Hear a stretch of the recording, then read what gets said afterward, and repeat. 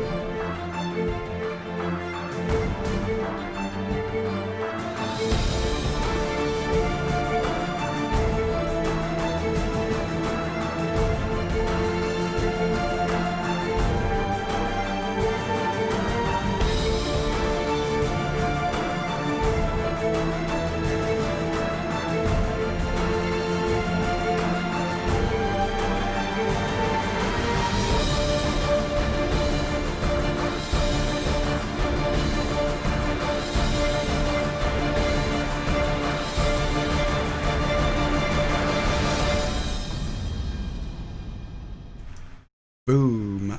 Right, let me turn you on. Yeah, hello everyone, welcome.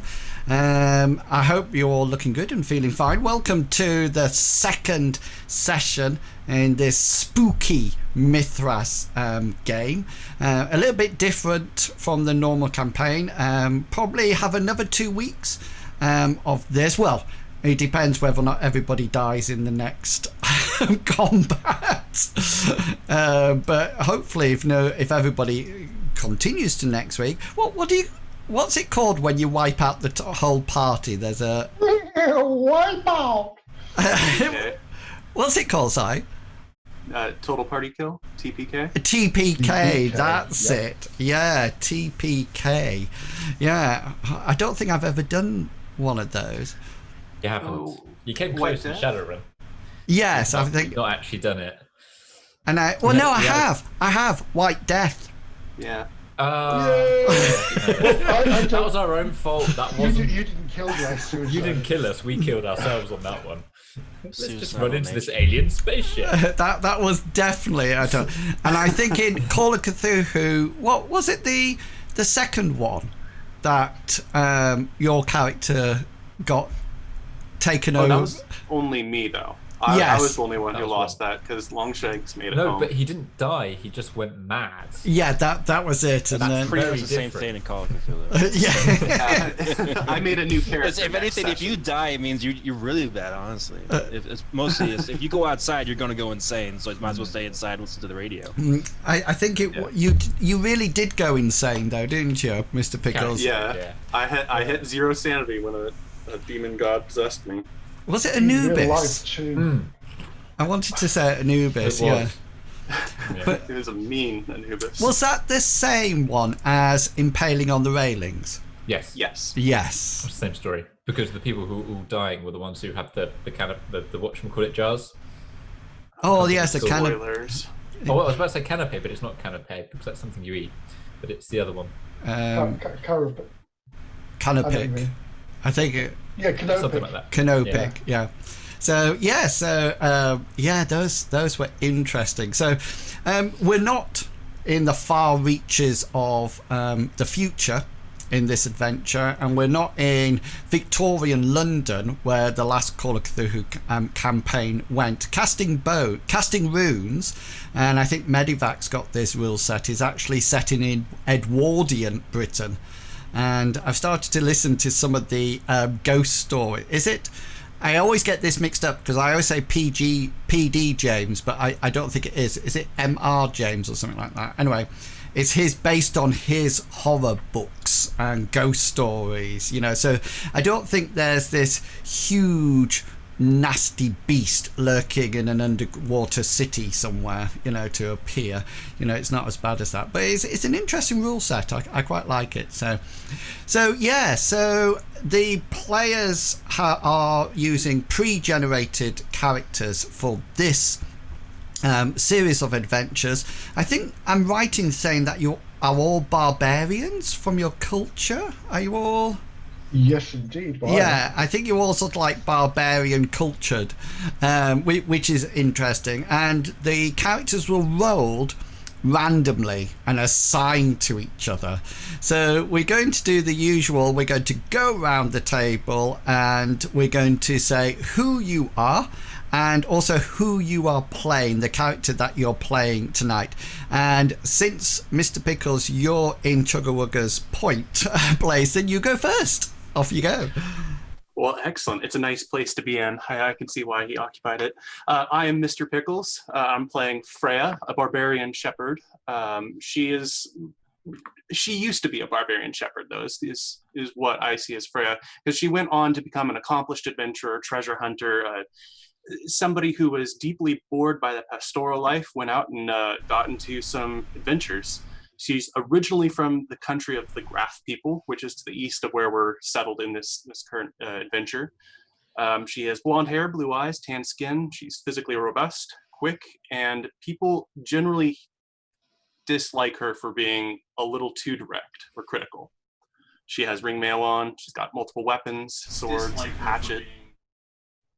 Oh, that was a fun echo. Yeah, she's a mercenary adventurer seeking treasure. Am I allowed to pass on the torch? Yeah, you can pass it on to whoever you wish. Longshanks is below you. I was going for Longshanks, so Yeah. here's the mic, Longshanks. Thanks, Mr. Pickles. Hi guys, I'm Longshanks CPG, and tonight I am playing the character Kana. I probably butchered the spelling, and it was just put up there, so I was just trying to find it. Nah, there you go. I'm trying to remember to do that. She's a young girl, about 18 years old, from the village where we started in the beginning of the last session. And she's really embarrassed about her poverty. She's really poorly dressed. It's like really obviously homespun clothes and all that sort of thing. And nobody in the town, nobody in the village really likes her. Not because she's not a nice person, because she is, but because she worships and follows the old ways, not the gods, just the old ways. So, yes, make of that what you will. But she's a very proud person. She's very proud of her abilities that she has. She can tell the future through the knuckle bones and those sorts of things, and a few other things that Freya has started to potentially notice. Maybe not so the other people in the party, more obviously not, unless there's been specifically been looking for it, but she does have a minor magical ability. But otherwise she's unremarkable looking, quite sort of like small and thin, very plain looking, with long, unkempt, wavy brown hair, dull brown eyes, quite pale skin, and a nose she thinks is slightly too big for her face. Oh dear, that's a bit hard. But hey, that's what she thinks. That's what she thinks. Everyone's got a part of their body that they don't really like. And she's awkward with dealing with people, but she does tend to have a good idea of what they're thinking. Cool. And with that, I will pass it on to Captain Carrot. All right. Kangaroo. Kangaroo. Hey, Kangaroo.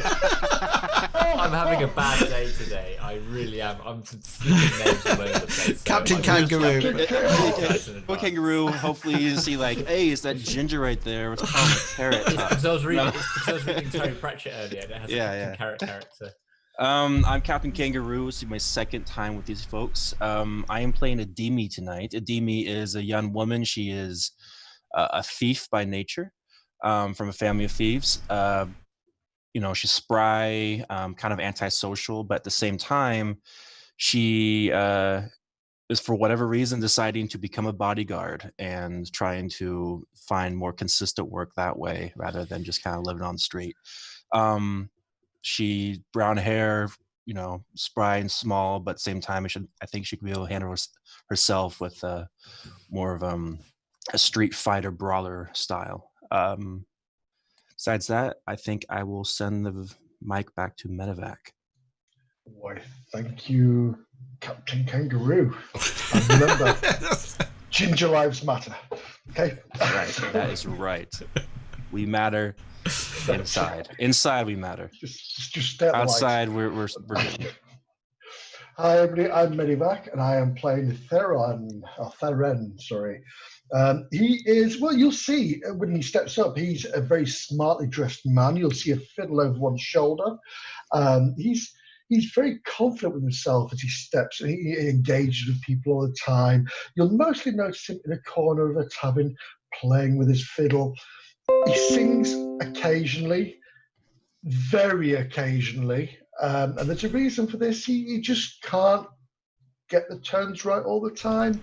He does his best there, but his fiddle work is second to none. He's a slight build. He's got a fair, clean-shaven face, brown eyes, medium skin, long, wavy brown hair, which then it balances nicely with his contrast with his clothes. He loves to go on adventures. The downside there is the last two adventures he's been on, he's got a little thing getting into a little bit of trouble. But yeah, that's all I'm going to say. He had his fiddle stolen once, but he recovered it, and he had a little taste for, I won't say killing, but fighting when he got his fiddle back, because nobody takes his fiddle. Ooh. And with that, I shall pass back on to Im Wills. Thank you. GM. Oh, how exciting. Are you the only... Who's male and who's female? Medivax is putting his hand up for...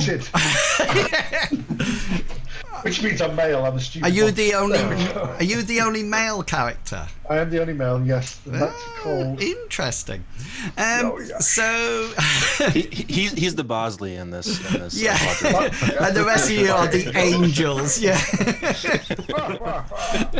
Longshanks is probably thinking, what? What the hell? How was I born then?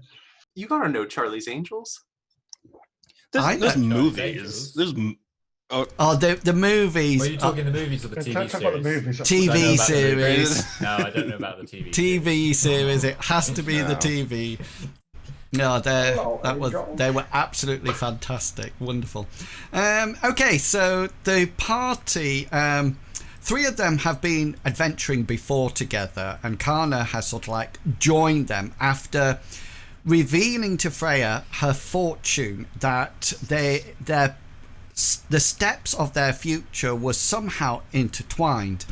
Anyway, they got together in a tavern and they got a job to go to a local Broch and to find an item, a piece of jewelry, so to speak. And they accepted this.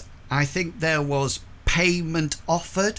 I think almost like 1,000 silver pieces were thrown around, and they all decided to go to this Broch and find out what's been happening there. Theren, there was this, in the past there's been maybe some kind of fable instrument there, so Theren is carefully looking at everything as they go around. They approached the Broch and they were expecting it just to be like a big tower, but it turned out to be 4 towers with a building in between it.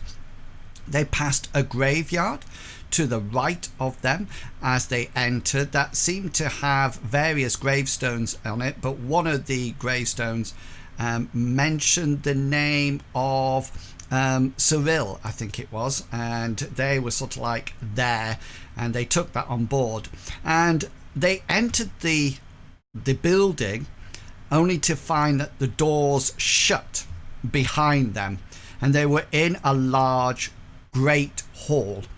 There was a fire. The banquet table had been set for banquet some time ago, and all the food and the wine was all decayed and falling to bits. There was very little light in the place, but they did come across their host, a rather shriveled old man who came sloping in, dragging his feet, very gaunt looking, who proceeded to eat the decaying fruit, the apple mush, the decaying meat of chicken bones as he sort of like sucked off the meat. and he seemed to be quite, well, mad is probably the best interpretation. He commented a lot about welcome and where was his servants and what was happening, and if the party tried to interrogate him for further information, they basically got the same phrases back to them. But this was not the scary thing about the building. As they tried to follow him, they found themselves going into a room. They then came back and found themselves going into a completely different room. They got quite confused at this point that doors were not going where doors should go. And they decided at that point to split up. They were in a medicine room, some kind of alchemy, and various potion bottles were there. And two of them decided to go one way, and two of them decided to go the other way. Kana and Freia went down a corridor, which ended in a library. But as they went down the corridor, Freya heard Kana whispering about her, saying unpleasant things, and Freya didn't like that at all. And then Kana heard Freya whispering nasty things, but they sorted it, or went into a library. I think you found something in the library, didn't you? Yeah, they some kind of diary, a journal. Yeah. And just as they'd finished reading that, all of a sudden a book came flying across the room and sort of like crashed into them, and it was, oh dear, what's going on here? So that was the first thing. And then Theren, and I never know how to pronounce this name. Is it Adimi?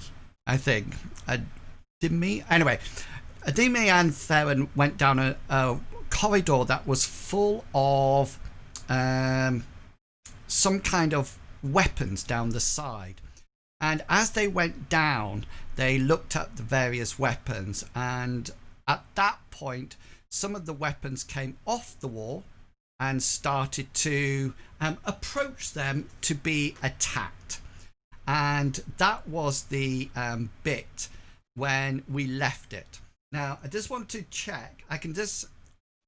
This happened the other time, chat, when I did a recording, that they noticed that I noticed on the recording there was a lot of shushing from my end of the recording. So is it something that you're hearing all the time as I'm talking? At the moment, I just noticed you seem to get a little bit quieter, then peaking, then going quieter again. Or is it just my end? Well, I was hearing that too. I think what's happening is that if I press my that. Oh, you've got to dry joint on your mixer. Yeah, and Okay. So every time I press that button, you can hear sort of like a deviation. No, I only hear occasionally personally. Yeah, I heard it too, a little crack or something. Right, we'll see. Thank you for the Zaz's. Oh, Zaz's giving out 5 gift. Oh, 5 of us there, and he just gave Marky Mark a subscription. So now you won't hear it, because that sus is only for people who haven't subscribed to the channel, and that's how I actually run it. So there you go. So anyway, we had got to the point that we were ready for some combat. And we had already done the order for the combat. I think this was it. Yeah, I think you can all see it in the chat. And so we were just getting ready to start rolling some dice. And oh, is it here?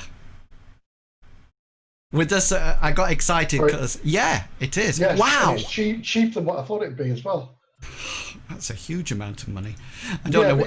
It's $79.99 on the other one. I know. I don't know whether or not I like it that much.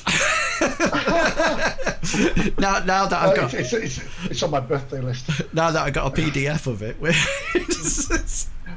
It's always nice to have that hard copy. Okay then, so we're going to get straight into combat. So just to remind everybody who's watching, and you, Captain, as well, so you understand, every character has a number of action points. Anything that they wish to do takes action points. So if they wish to draw a weapon, that's an action point. If they wish to attack, that's an action point. If they wish to parry, that's an action point, so forth and so on. We go down in rounds. So one round is roughly about 5 seconds, and each pass within that round is called a turn. So we go via the initiative order. So in the first turn we go down, people can use their action points. You can use your action points at any time. For example, if you attack and then somebody attacks you, you can use another action point to parry if you've got it, until everybody has used up their action points. Then we go back up to the top and we start round 2, and so forth and so on as we carry on down. Weapons and books, as you can see from the initiative tracker, they are both going on 10. Okay, so they will be going last in both cases, but apart from that, it will go according to the order and initiative. There's several things that I would like to say just before. One thing I would like to say for both of you, it is assumed that the unless you want to say otherwise, it is assumed that the combat will start with you in combat. So for example, the book is flying across the room. If you're in the weapons corridor, then when it gets to your initiative, a weapon will be close enough for you to hit. You don't have to move into combat or anything like that. We're just going to go straight into it. Okay then, so let's nip straight to the library, Freya, because it's you. And there's some books flying across. They're coming from quite random directions. They don't see it, but they seem to be aimed at both you and Kana at the same time, if that makes sense. You can see them coming. It's as if you've disturbed something that perhaps shouldn't have been disturbed or looked at, has almost like made this manifestation occur of these throwing books. So what would you like to do? I have a question first. What is the distance between Freya and Kana?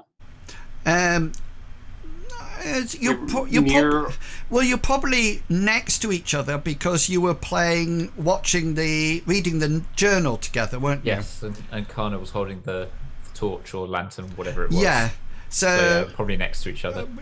Most definitely, probably sort of like next door to each other. So so if you want to push her, no, or hit her, no, or slap. I'm not maybe no. I was hoping I might be close enough to use my Viking shield to do some passive blocking as a free action on Kana.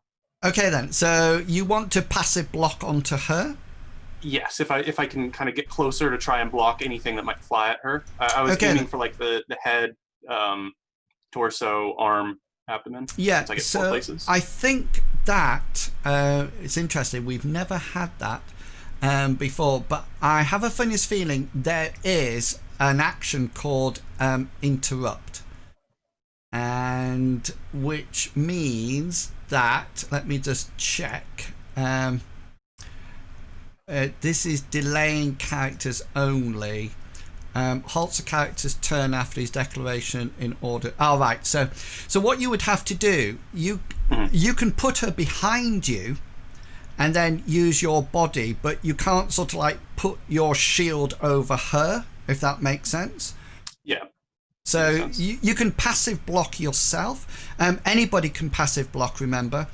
Any weapon can passive block. And it means that you don't have to roll a parry if the hit location is something that you're passively blocking. It automatically parries.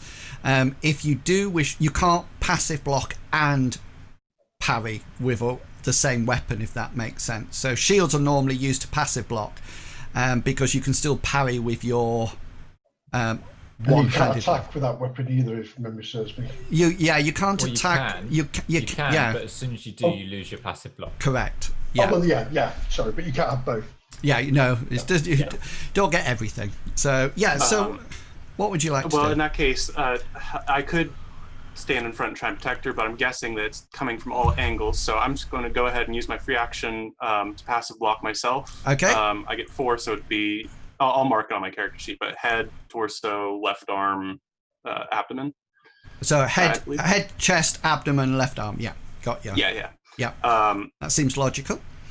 And then if there's a book coming close enough, I'd like to do a swing with my sword. Certainly is. There's one And coming what- flying straight into your path. Let me just get the correct style. So yeah, so Clara it'd be your Mercenary. combat style that you use. 48 of 50. Yeah. Now remember, you also have the combat trait of skirmishing, which means that if you actually evade, is that skirmishing the one? No, that's Daredevil. You allowed to Yeah. move without a penalty, aren't you? Yeah, skirmishing doesn't really help me too much here because I think I left my short spear with the horse. Okay. Okay then. But Okay.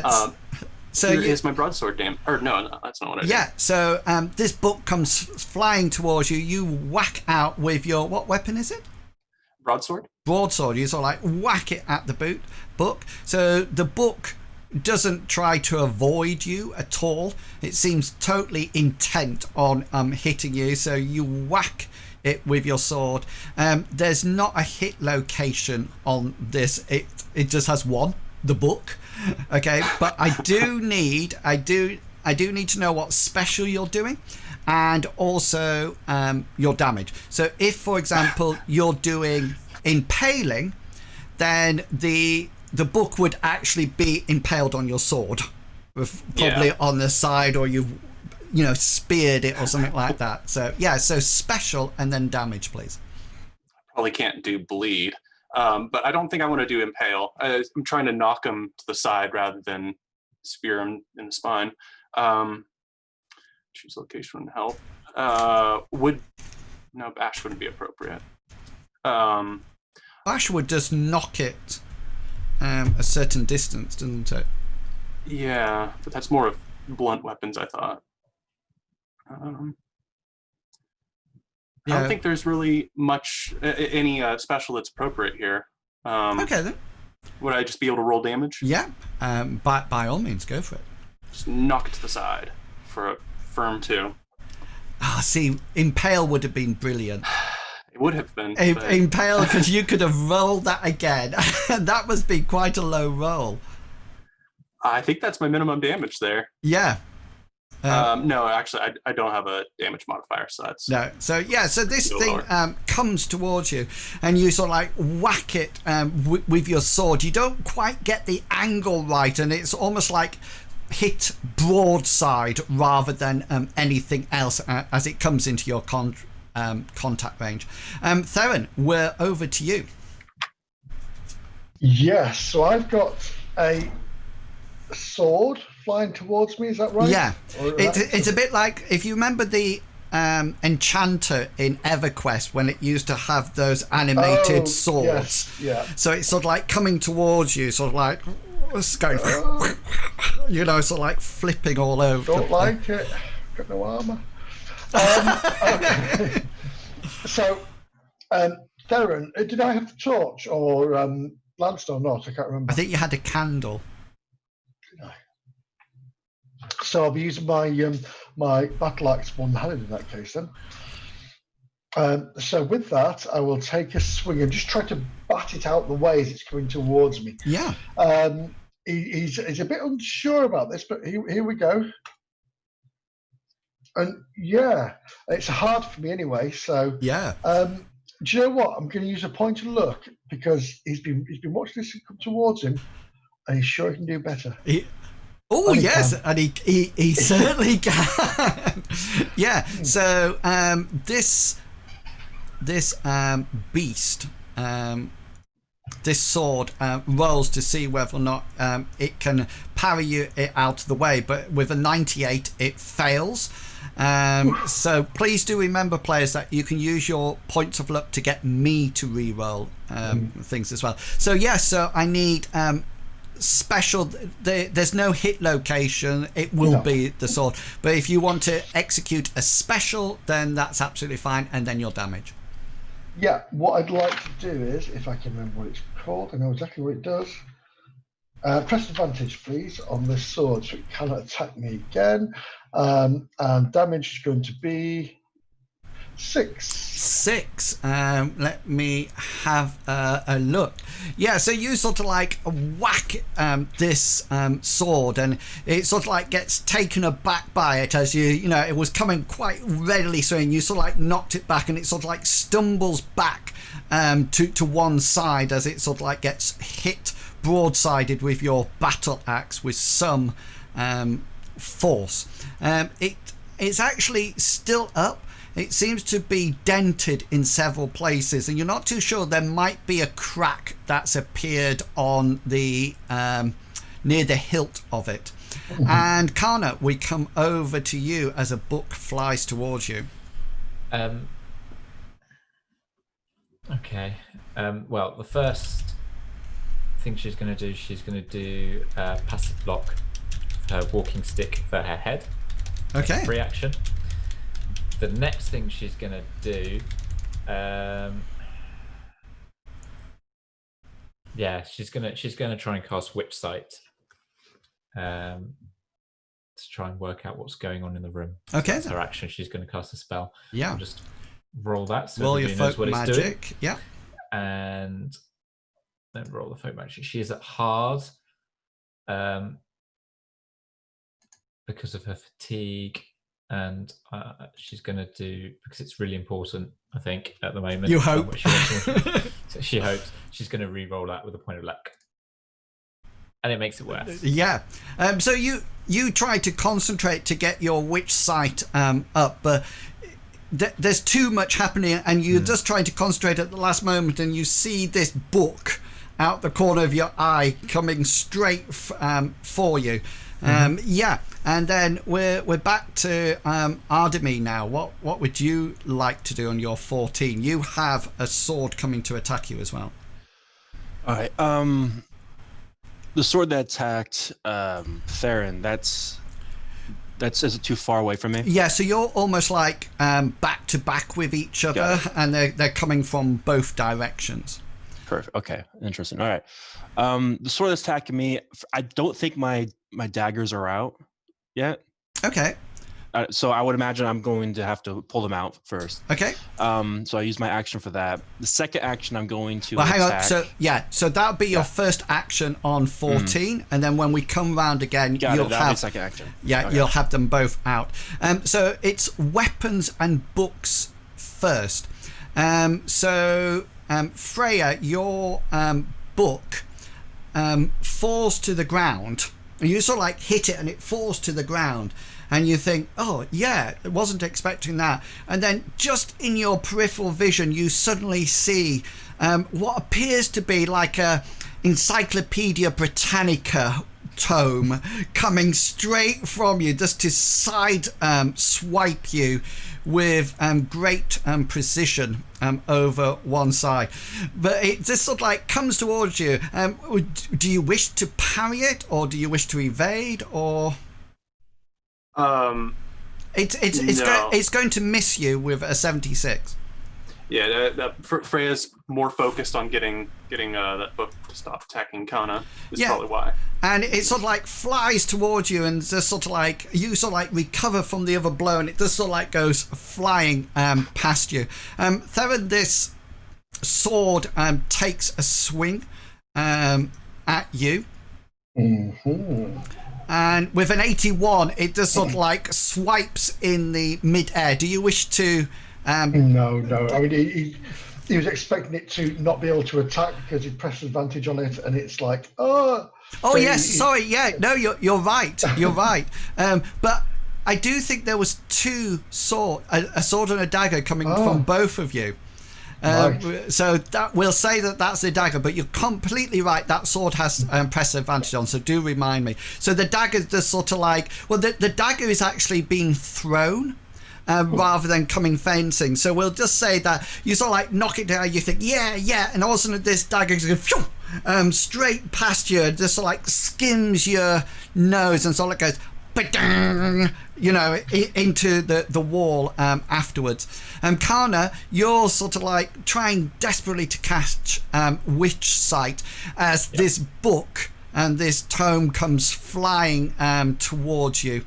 On a 60, it actually misses, and it just sort of like, you see it probably at the last moment and just manage to turn as it goes around and whacks into the wall. You do notice, Freya and Kana, that as these books hit the wall, they try to have a go at you, they hit something, but then they fall to the ground. It's as if somebody's chucking them, if that makes sense. They don't seem to have a life of their own like the weapons do at the moment. So yeah, Adimi, this sword takes a swing at you. And yeah, it just sort of like skims in front of you and misses altogether. And that brings us back up to the top of the round. Everyone's done. So we're going to turn 2 and we're back to you, Freya. There's more books that look like they're flying out. Yeah, you can see, it's that awful thing, you know, on the shelves. If it being a library, you can see the shelves sort of like shaking. This library is not short of ammunition. If that makes sense. There is plenty of ammunition here. What would you like to do? Is there a particular bookshelf that seems to be like more active than others, or are they all kind of equally dispersed? They all seem to be equally dispersed. I mean, you're closer to a bookshelf, if that helps. The best thought I have is to hit the bookshelf, but I don't think that would do much. Might do. You know, I'm going to go for it. If I have to move, I'll do that. Otherwise, my goal is to attack a bookshelf with this broadsword, just smash some books. Okay, so the idea is that are you going to try to hit the books or the bookshelf? And are you going to hit it with your sword, or do you wish to try to grab hold of it and almost like pull it away from the wall? Pulling it away from the wall would be my unarmed skill, wouldn't it? No, it'd be your brawn, because it's not an attack. You're literally trying to just heave it away. I'd probably say that it would be hard rather than standard, because unless you're left-handed, well, you'll be using your other hand in any case. You know, so the standard roll would probably be 2 hands on it, pulling it over. So just one-handed will be hard rather than standard. I think what I want to do then, given that knowledge, is use my broadsword to attack the shelf itself. Okay. See if I can make books spill or not. Yeah. Okay then. So the chances are you're going to hit it. I just need to know how well you hit it. You know, it can't sort of like evade or anything like that. So give me your combat roll and take off an action point. Yeah, so you sort of like whack it in. Do you wish to do... you'll have an opportunity for a special if you wish to use it, and then just damage. I imagine since it's not a moving target. Come on, I was going to say choose location. You can use choose location if you want to target a specific part of it, i.e. one of the shelves, or, you know, a bit in between the shelf if you want a certain action to happen. I think that's the most appropriate special use here. And the goal is to try and break the shelf so all the books spill down. Okay, then. Yeah, go for it. Give me some damage then. A 6. Nice. So you sort of like hit the shelf, and that, because you've chosen that location, I'll give it a little bit more of an action rather than you just sort of like hit a shelf. And you probably hit it at one side, that breaks it, and you notice that it sort of like drops down and all the books sort of like start to almost like slide down off it and start to sort of like cascade onto the floor of that from that shelf. The shelving is still upright, but that shelf is definitely broken. Theren, we're up to you. So the dagger's gone past you, and you've pressed advantage onto this sword. So, how far away were we from the door we came through? You're probably halfway down the corridor, between a quarter and halfway down. So you can, if you wish to, scamper away from to the door, then you would, at the end of the next round, you can start moving now, if you wish, and then take up the rest of the round, and we'll see where you end up. How many action points do you have left? I've got 2 action points left. Cool. Okay, so it's a free action. Theren will say, Adimi, how's about me and you? Oh yeah, even though I have a sword. How about me and you? Not in any dire situation at all. No, not whatsoever. How about if we just pop off down the back? I'll try and hold these things off. Well, if you move back, or do you want to hold them off and I'll move back? The choice is yours. Let me know. That's probably more than. I know, that's probably is. So with that, he's got anything coming towards him at the moment? He hasn't, has he? Adami's got a sword in front of her, hasn't she? Yes, she has. Could I turn and hit it at all, or not? She's in the way. She's in the way, right. I will take the one that's still... You can bash this one again. Yes, yeah. So... That's a normal combat roll. That's a fail, unfortunately. Yeah, so I'm not going to look at that. So you whack it again, and you seem to hit it, but you don't sort of like do any significant damage to it. But it does drop a little bit closer to the actual floor. And then Kana, we're up with you.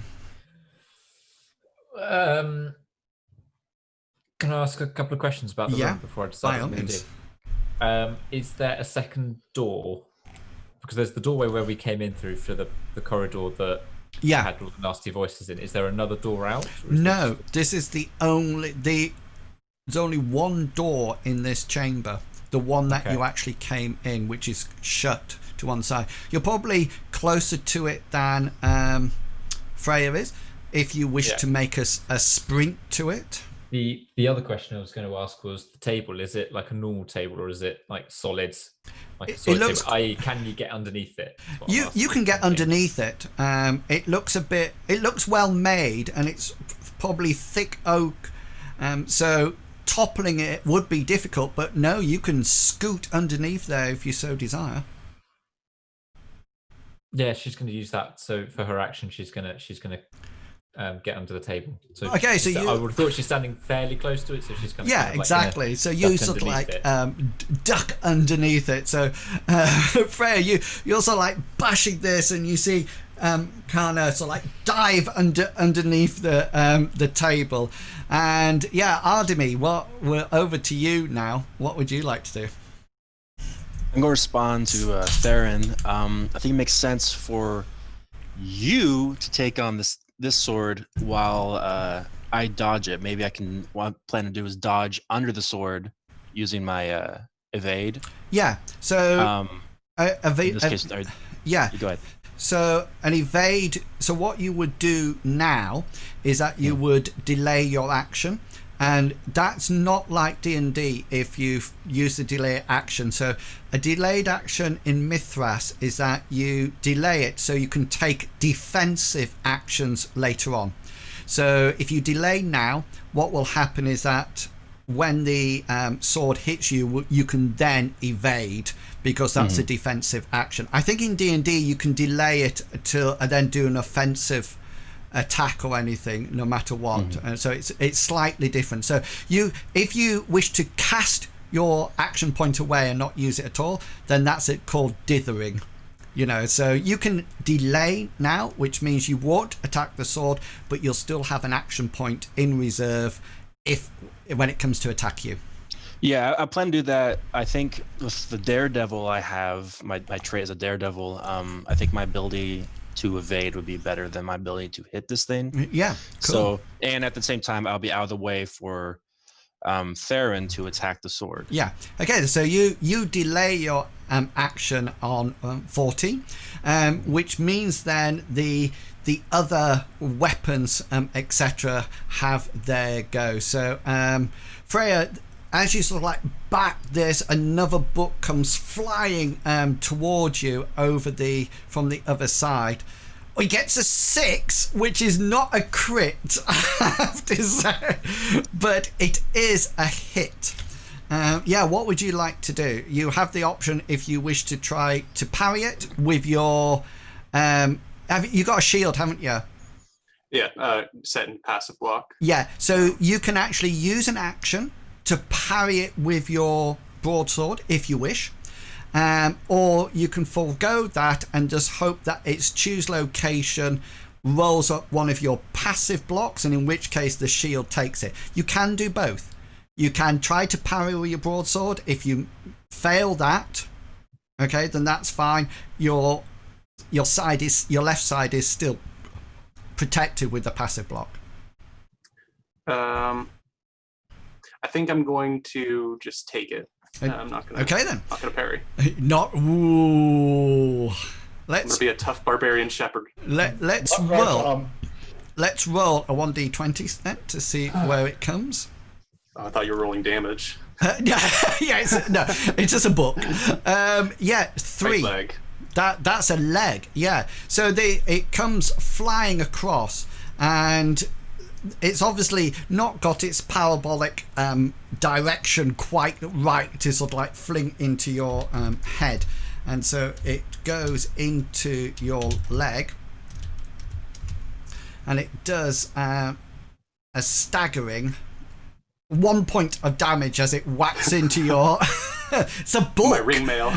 Your ring mail. It sort of like hits and sort of like goes down to the floor. Kana, yours comes flying across as you sort of like scoot underneath the table, but it misses you altogether. You sort of like hear it hit the side of the table as you're underneath it, and I can't attack you, Theren, because I'm no, you can. I can now. Yes, I can. Yes, yeah, thank you.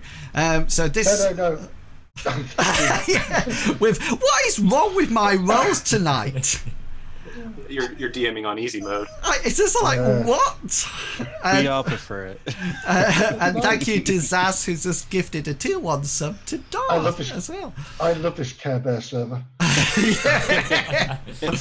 Say anything. But I'm probably just warming up. Yeah. So it takes a swipe at you, but misses altogether. And then Adimi, it takes a go at you. If I can roll it. 48, it will hit you with a 48, so you can use I'm going to do evade. If I can. Yeah, so roll your evade skill. Come on. What do we got?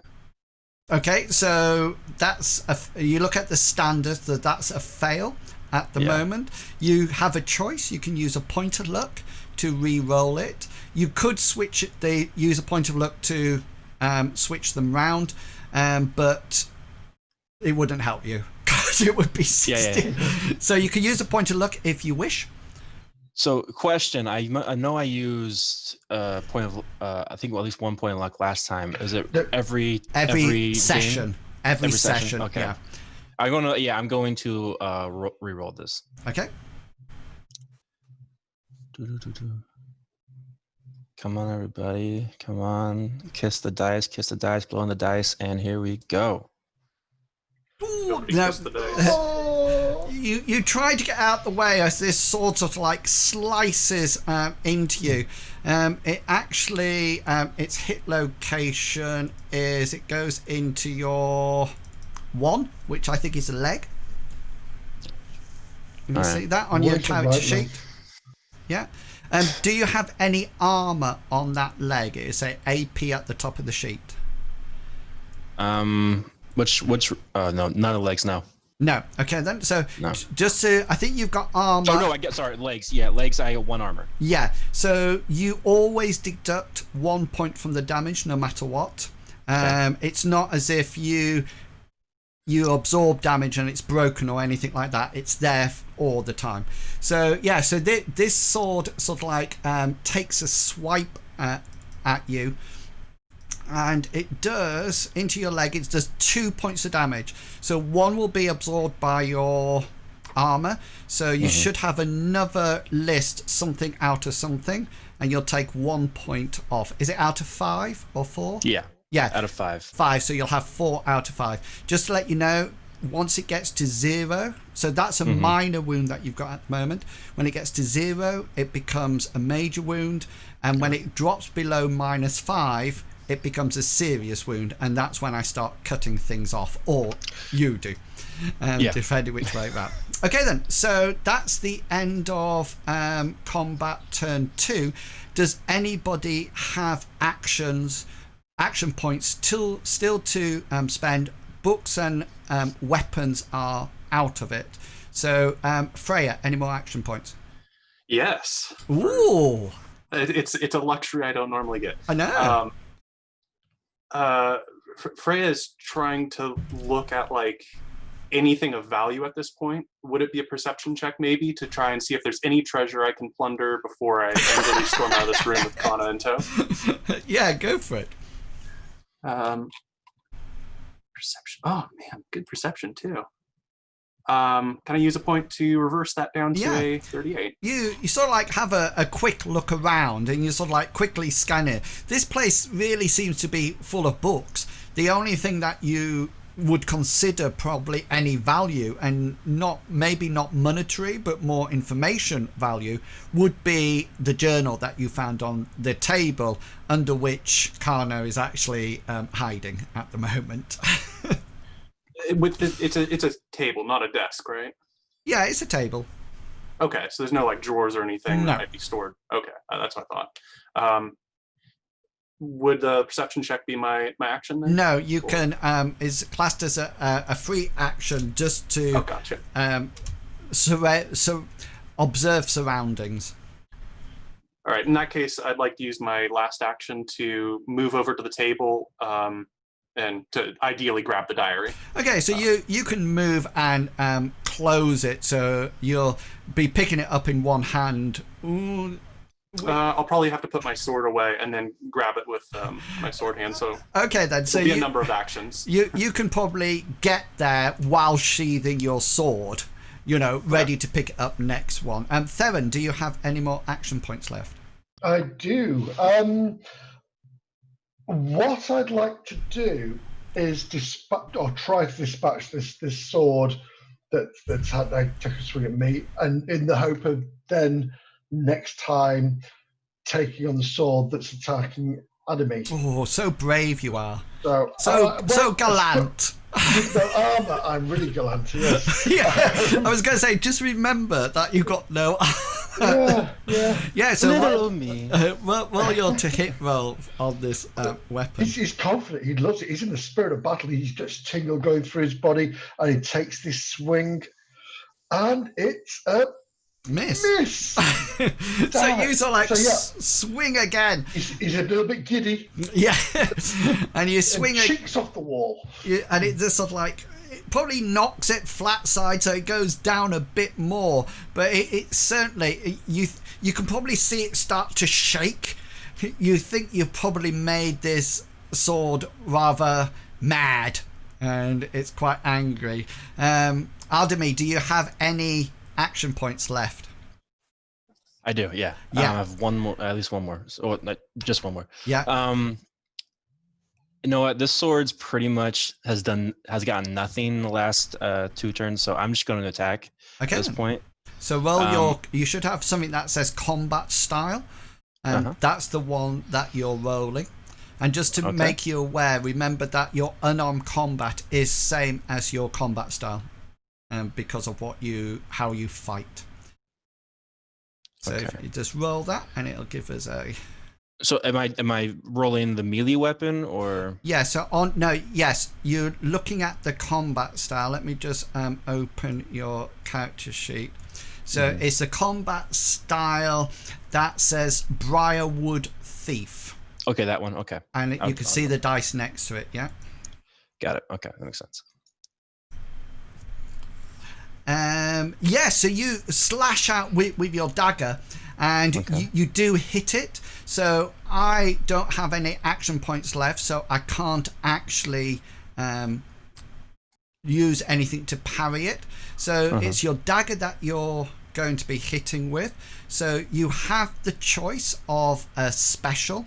So the ones that impale is probably one that you could use now if you wish, or you can use the same special as Theren used, which is called press advantage. So if you press advantage on anything, it can't attack you the next round, it can only defend, and then that's it. So impale, you do 2 dice rolls, and you take the biggest hit points, the biggest amount, but somehow your weapon is either inside the body or something, or somehow entangled up with this. Yes. So it's up to you which one. I'm going to follow Theron's lead and do press advantage. Press 'cause advantage. I prefer to survive. Yeah, brilliant. And, So normally now you would do a hit location, but the hit location is not right. So I just need you to do your damage. So that will be where it says on your character sheet, it says dagger, and then it will automatically add your damage adjustment, which is your DM there. And yes, so you rolled a 1d4 and add, so 5 points, your maximum damage as you whack this sword. It sort of like hits it square on. It doesn't seem to be it doesn't seem to have dented it or anything, but it definitely seems to be knocked further down. It sort of like moves down a bit as you press advantage with it. Okay, that takes us all back to the top of the round. So just to let you know, all your action points are now back. So we go into combat round 2, and we're back up to the top with Freya with 21. What would you like to do, Freya? I believe in this case I would be grabbing the journal off the table as I've sheathed. Yeah, cool. And I'll say to Kana, I don't think there's anything of value in this trap. Okay, so you sort of like probably have to close the book and pick it up in your sword arm and sort of like say, I don't think there's anything in value. Are you sort of like heading for the door or just staying still? The only reason I'm asking is because of books. I think Freya's going to wait there, waiting for a sign from Kana that she's going to follow. Okay then. So you're stood there, book in one hand, shield in the other hand, and Theren, we come to you. When he turns his mic on. Sorry, I had my name and I was like, that's not me. Theren, we come to you. That's me. I come to you. And again, right, Theren is now really frustrated. He knows. Has he not been able to beat a sword? Come on. Beat a sword in the It's air. not even attached to anything. What the bloody hell's going on? And he'll take another swing and he'll be like, have it, mister. And he'll still miss again. And I think I'm due to make a fatigue roll soon as well. We'll come to that. That'll be at the end of. It depends what your constitution is. That's true. So you try to hit it and miss. Kana, we're over to you. So Kana will use a free action to go. Okay, fine. But and then her action is she's going to try witch sight one more time. Okay, roll it. From under the table. Roll that, and then roll that. No. Far too stressful, even underneath the table. Too stressed. Okay, and do you want to know, I don't think it's just my rolls. I think some of your rolls are really pretty pants. Yeah. Long shots are good. Too much literature. Adimi, we are over with you now. What would you like to do on 14? I think Adimi is still pretty pissed about the sword hitting her favorite leg. So, So left leg. it's my favorite leg. Don't like that leg. Best for forward and backwards. No, I'm going to attack again. Yeah. See the best I can. Okay. I'll see if I can. I really hate this sword. So action so point same removed, thing. and then combat style roll.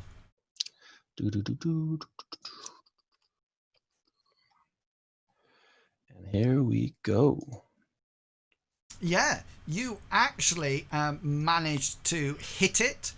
The sword sees it coming, and Nice. it tries to use its action to parry it. But with an 88, it doesn't. So I need for you, if you wish to do a special, you can press advantage on it again if you wish, which means when it comes to its turn, it won't be able to fight back. I'm going to keep press advantaging Okay, this then. mother. So do some damage to me. All right. Here we go. Yeah, nice. You hit it again, and you notice that there's a bit of a chink in it, and it just sort of like every time the sword tries to come up, you sort of like hit it again with your dagger, and it goes down, and then it comes back up, and you hit it down again as it drops down. So it's got press advantage on it as well. And we come to books first up. So books come flying across. 14 actually hits Freya. Kana, you will actually have cover for the thing, which means for me to actually hit you, it's formidable when I do my roll. Freya, yeah, another book comes hurtling towards you. Do you wish to... If you wish to parry with your shield, you can, but that will remove the passive block. Or you can just keep your fingers crossed and hope that it passive blocks. Freya is a tough barbarian shepherd that is getting annoyed by these magical shenanigans, so she's just going to let the dice roll. Okay then, so this is my location. 14. Oh, sorry, 3. That's Three, that's your leg. the right leg again. Yeah. Keep on giving me a bruise on my leg. I am going to keep bruising you. And I score a 1 point of damage, which sort of like hits your scale mail and sort of like drops to the ground. So these books are not getting back up. It's just sort of like hitting you and coming back down, and then that's it. Kana, this is your role. Remember, I'm formidable because you're in cover. I'm hiding. Yeah, so I miss. It comes flying across, and I miss. It just sort of like whacks into it. And swords. Adimi, you are passive pressing advantage, so I can't have an attack with you. Yours is not Theren, if I'm right. No, that's right. Yep. So it takes a swing. It gets a 19, which means it will hit. Can I just say, now is the time to say whether or not you would like me to roll. What you can't do is roll your parry, miss it, and then say, No. sorry, can you... Do you know what I'd like you to do? Reverse I'd like to it. reverse those numbers, yeah. Yeah. Please. Okay, so Thank you. cross off another luck point. You're Yes. burning through them tonight. I know. The sword takes a swing at you, but just at the last moment, you catch it out the corner of your eye and go, and it's almost like Matrix style when you lean past and it goes, and just sort of like skims in front of your nose, maybe taking off a couple of nose hairs as it slices in the air, but only luck actually saved you then. Okay, Kana.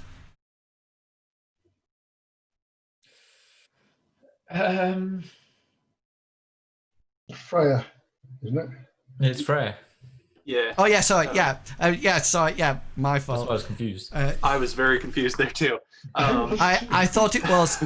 I thought it was Theren that had taken the role. So we're coming down to combat round to turn 2, and Freya. sensing some hesitation in her comrade's voice, and not seeing Kana scampering out, and while books are hitting my leg, I'm just going to crouch down. Remember, you've used your free action for this round. Yeah, I'm not going to say anything. I'm just crouching down and giving her a look. And otherwise, I want to see the look. I want to see the look. just a grim. Well, roll for me an influence roll. I'd love to. Yeah, you sort of like give her the look. You notice, Kana, you notice Frey is giving you a strange look. But apart from that, you sort of like think, oh, what's and? This person who was saying nasty things about you, there's a few corridors beforehand. So Theren. Go on, Theren, you want to hit it? Yes, I do. And do you know what I'm going to do? I'm going to take a swing again, but I would like to use, because I'm looking at Adimi and I'm like thinking, oh my God, she's going to die if I don't do something here. Could I use loyalty to troop to augment my combat? Let me just have loyalty to troop. Oh, I see. Troop, yes, because she's part of my troop, isn't she? Yeah. Troop hair. But she's definitely not your uncle, so I don't. No, she's not my uncle. Yes, okay then. So because she's in, and you're quite a gallant sort of like character. So that will be 11. 12. You 12. You would round it up. Yeah. Right. So with that, again, he'll look at Adimi and be like, "Not today," and he'll take a swing. And clearly it will be today, but he will use his last luck point after that to reverse that roll. Excellent, which will be 19, which will hit. It's only in the spirit of his character what he would have done there. Okay then. So yes. Do you wish to use choose location at this point? No, I'm going to press advantage again. Okay. So there's no location, is there? Well, but what I was going to say, as I've been doing the narration of the attack. Crack in the hill. Yeah. So that's what I was thinking. If you would like to use choose location at this time, you would hit that point. Yeah. Yes. So I will try to get the bit between the hilt and the pommel, and I would take and I will do. Let's see how much. Go for that one.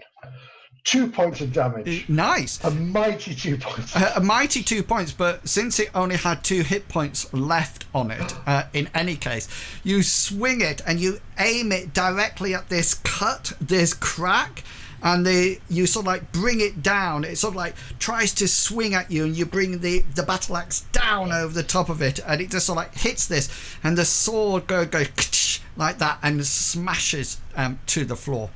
And that brings us on to Kana. So you're underneath the table. I'm underneath the table. With Freya giving you evil look. Giving me a look. Trying desperately to cast Witch Sight, but being unsuccessful. And it's been failed every time. Yeah, I'm just trying to think if I want to try it again. Or I think I'm going to have to. She's gonna try Witch Sight one last time, and if that fails, she's gonna run out of the room. Okay. That's her plan.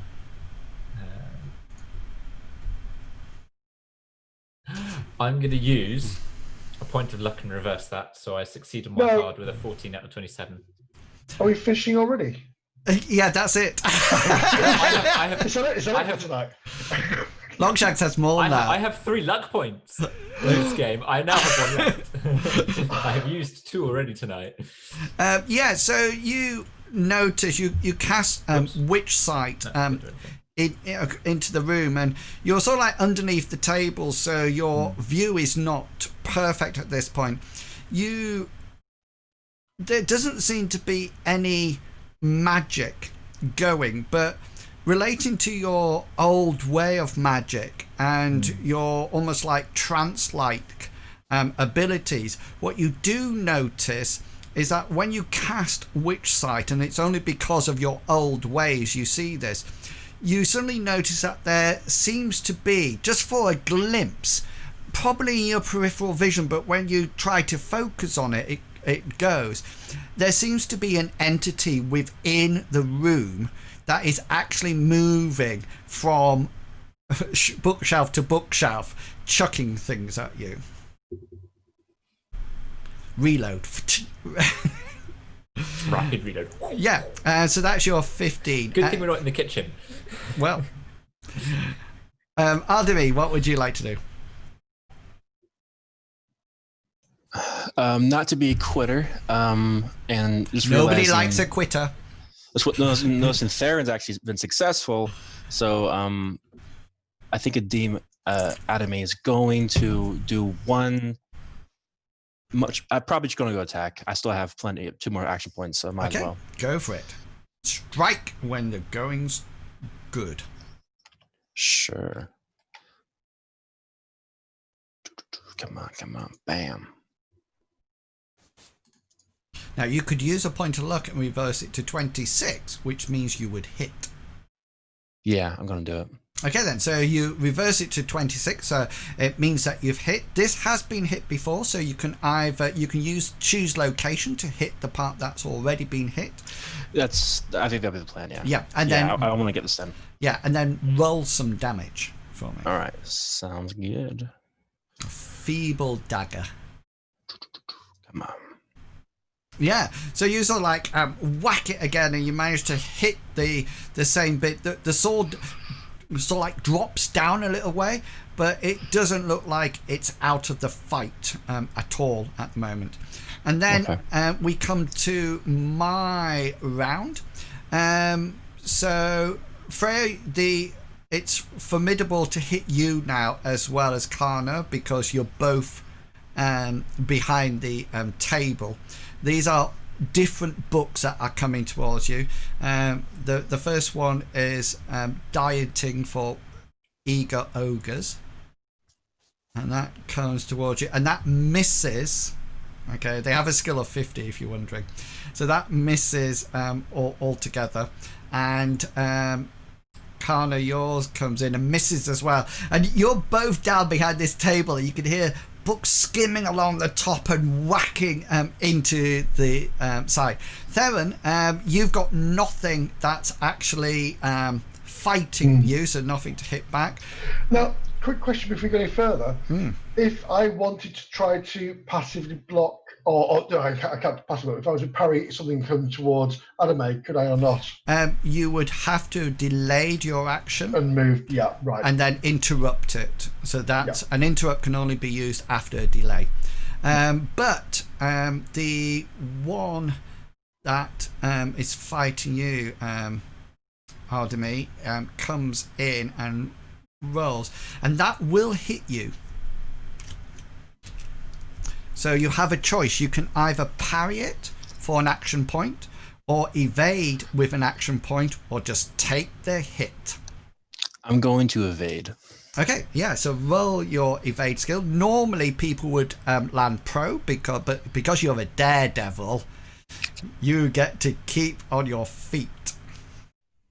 Rock and roll and run. Brilliant. No? Okay. Yeah. Nice. Yeah, you dive out the way. You do a very nice tumble and come up on the opposite side. You're actually out of combat with this thing at the moment, but it will approach next time unless you do something to prevent it. And we're going back up to the top of the round for turn 3 for anybody who's got action points left. Freya. I do have an action point. Just grab her. Just I probably just saw her mumbling weird words at me, and her eyes probably rolling around strangely. So knock her out. And our fates are tied together. And I can't just kill her or drag her around. I have to be tactful. Maybe this is it. Maybe this is Freya, if you were looking, you would have seen my eyes glaze over, so they would have gone like just complete. So instead of having the whites and like the iris and stuff, they would have just gone like completely black. Spooky. Like completely black. So there is like just like shadows instead of my eyes. If you were looking. Could be possession. Tie her shoelaces together. Freya, what would you like to do? For having seen this, she's not going to go for the exit. She thinks there might be something or a reason here. So she's going to get back out from under the table and prepare for whatever Kana decides to do next. Okay then. So you're just delaying your action then, yeah? Basically, yeah. Yeah. Okay then, Theren, if you have any action points left.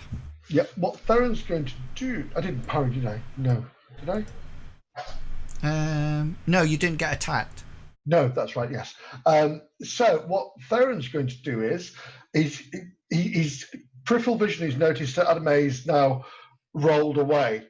He wants to try to interpose himself between the sword and Adime, so he's between them both. Oh, this is so romantic.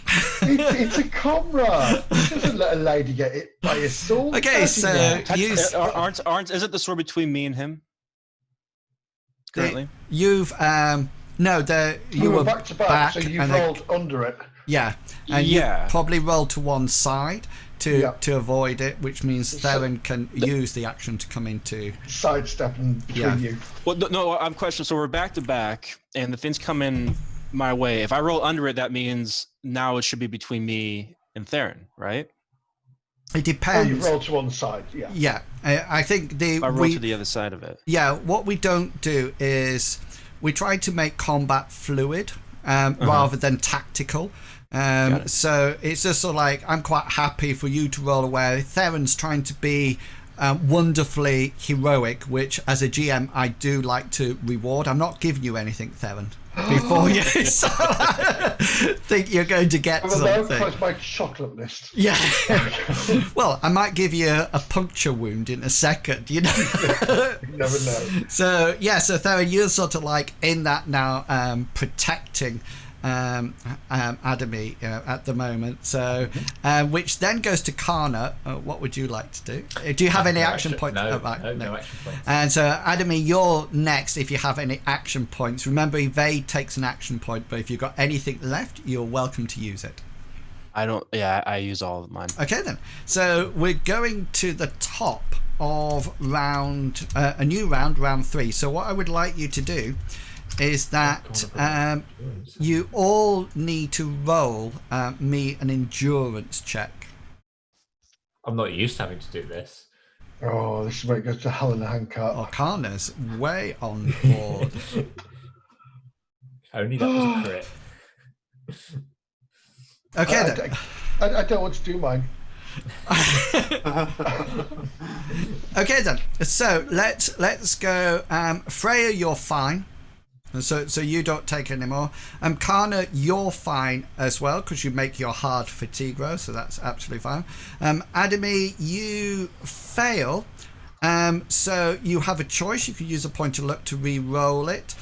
Swapping it round won't help you with this one because it just gives you 59.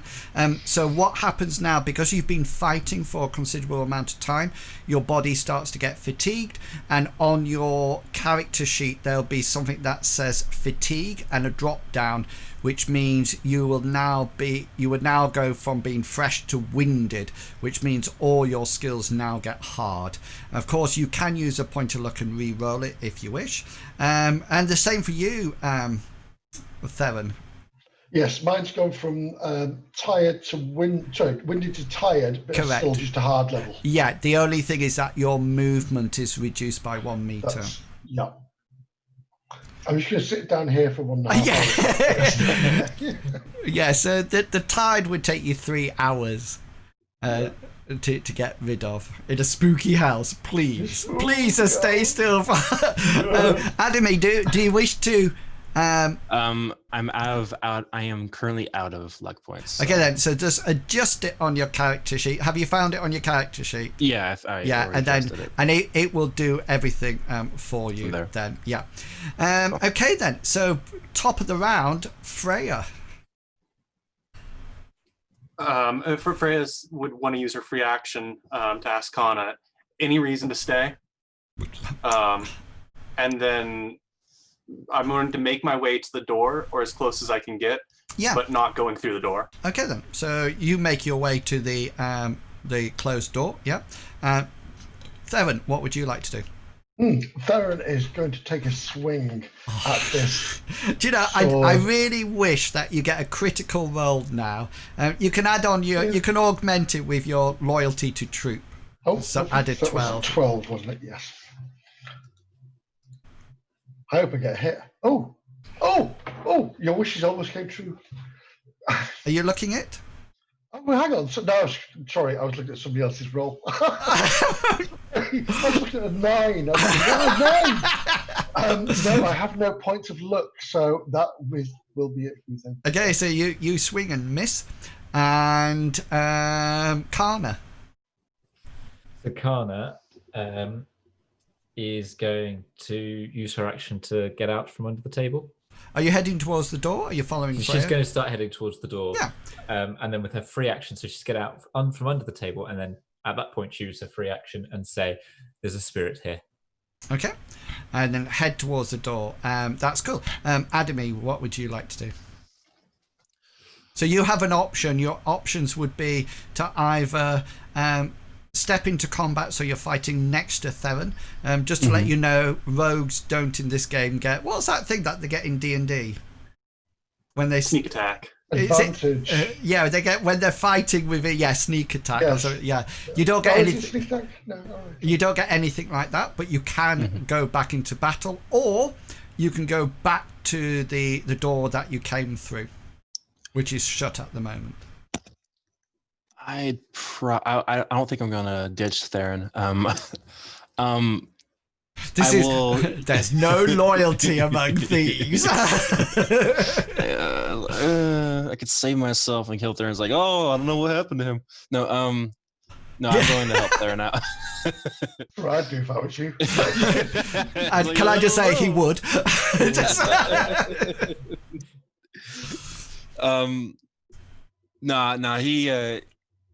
He helps me. I'm going to help him. So I'm going to stand right next to him and attack this sword. Okay, so you move next to him. Your weapon is out, so I'll let you have a shot at hitting the sword. Nice. All right, here we go. Ba-bam. Ooh, missy wissy. Missy. Yeah. And then Stabs me in the back. that comes back up to me then, I think now. So this roll, Theren, is at you for the attack. Yes, sir. 26 will hit you. It does hit. I will attempt to parry that, please. Go for it. Oh gosh. Sorry. I've still got my. It's fine. Yeah, you fell. Yeah, fair enough. Yeah. That's just I've still got my thing activated. Okay, so this is coming into your 9. Oh, I've not been there before. And I do 2 points of damage. 2, no. You love it, really. I know you do. I do. Good wound. Books come flying both at Kana and Freya. We'll do Freya first. 21 will hit you. Do you wish to parry it or trust to your passive block? Trusting passive block and maybe grunting if it hits me in the leg again. 8. That would be my abdomen, which is passively blocked. Yeah, so it comes flying towards you and manage just to turn your shield at the right time, just hits it and falls to the ground. Kana, this one is coming to you. 49, which will hit. Best roll on a 50 is his skill. If it's coming from her front, she'll try and evade. It probably won't go well, but she'll try and evade. If it's coming from her back, she won't know it's there. Okay then, so roll your evade and use up your action point.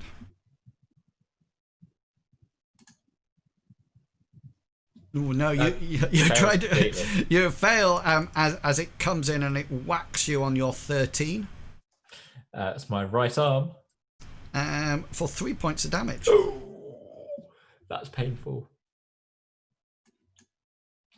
She has 1 hit point left in her right Yes. For 12 points of damage, it was War and Peace. arm.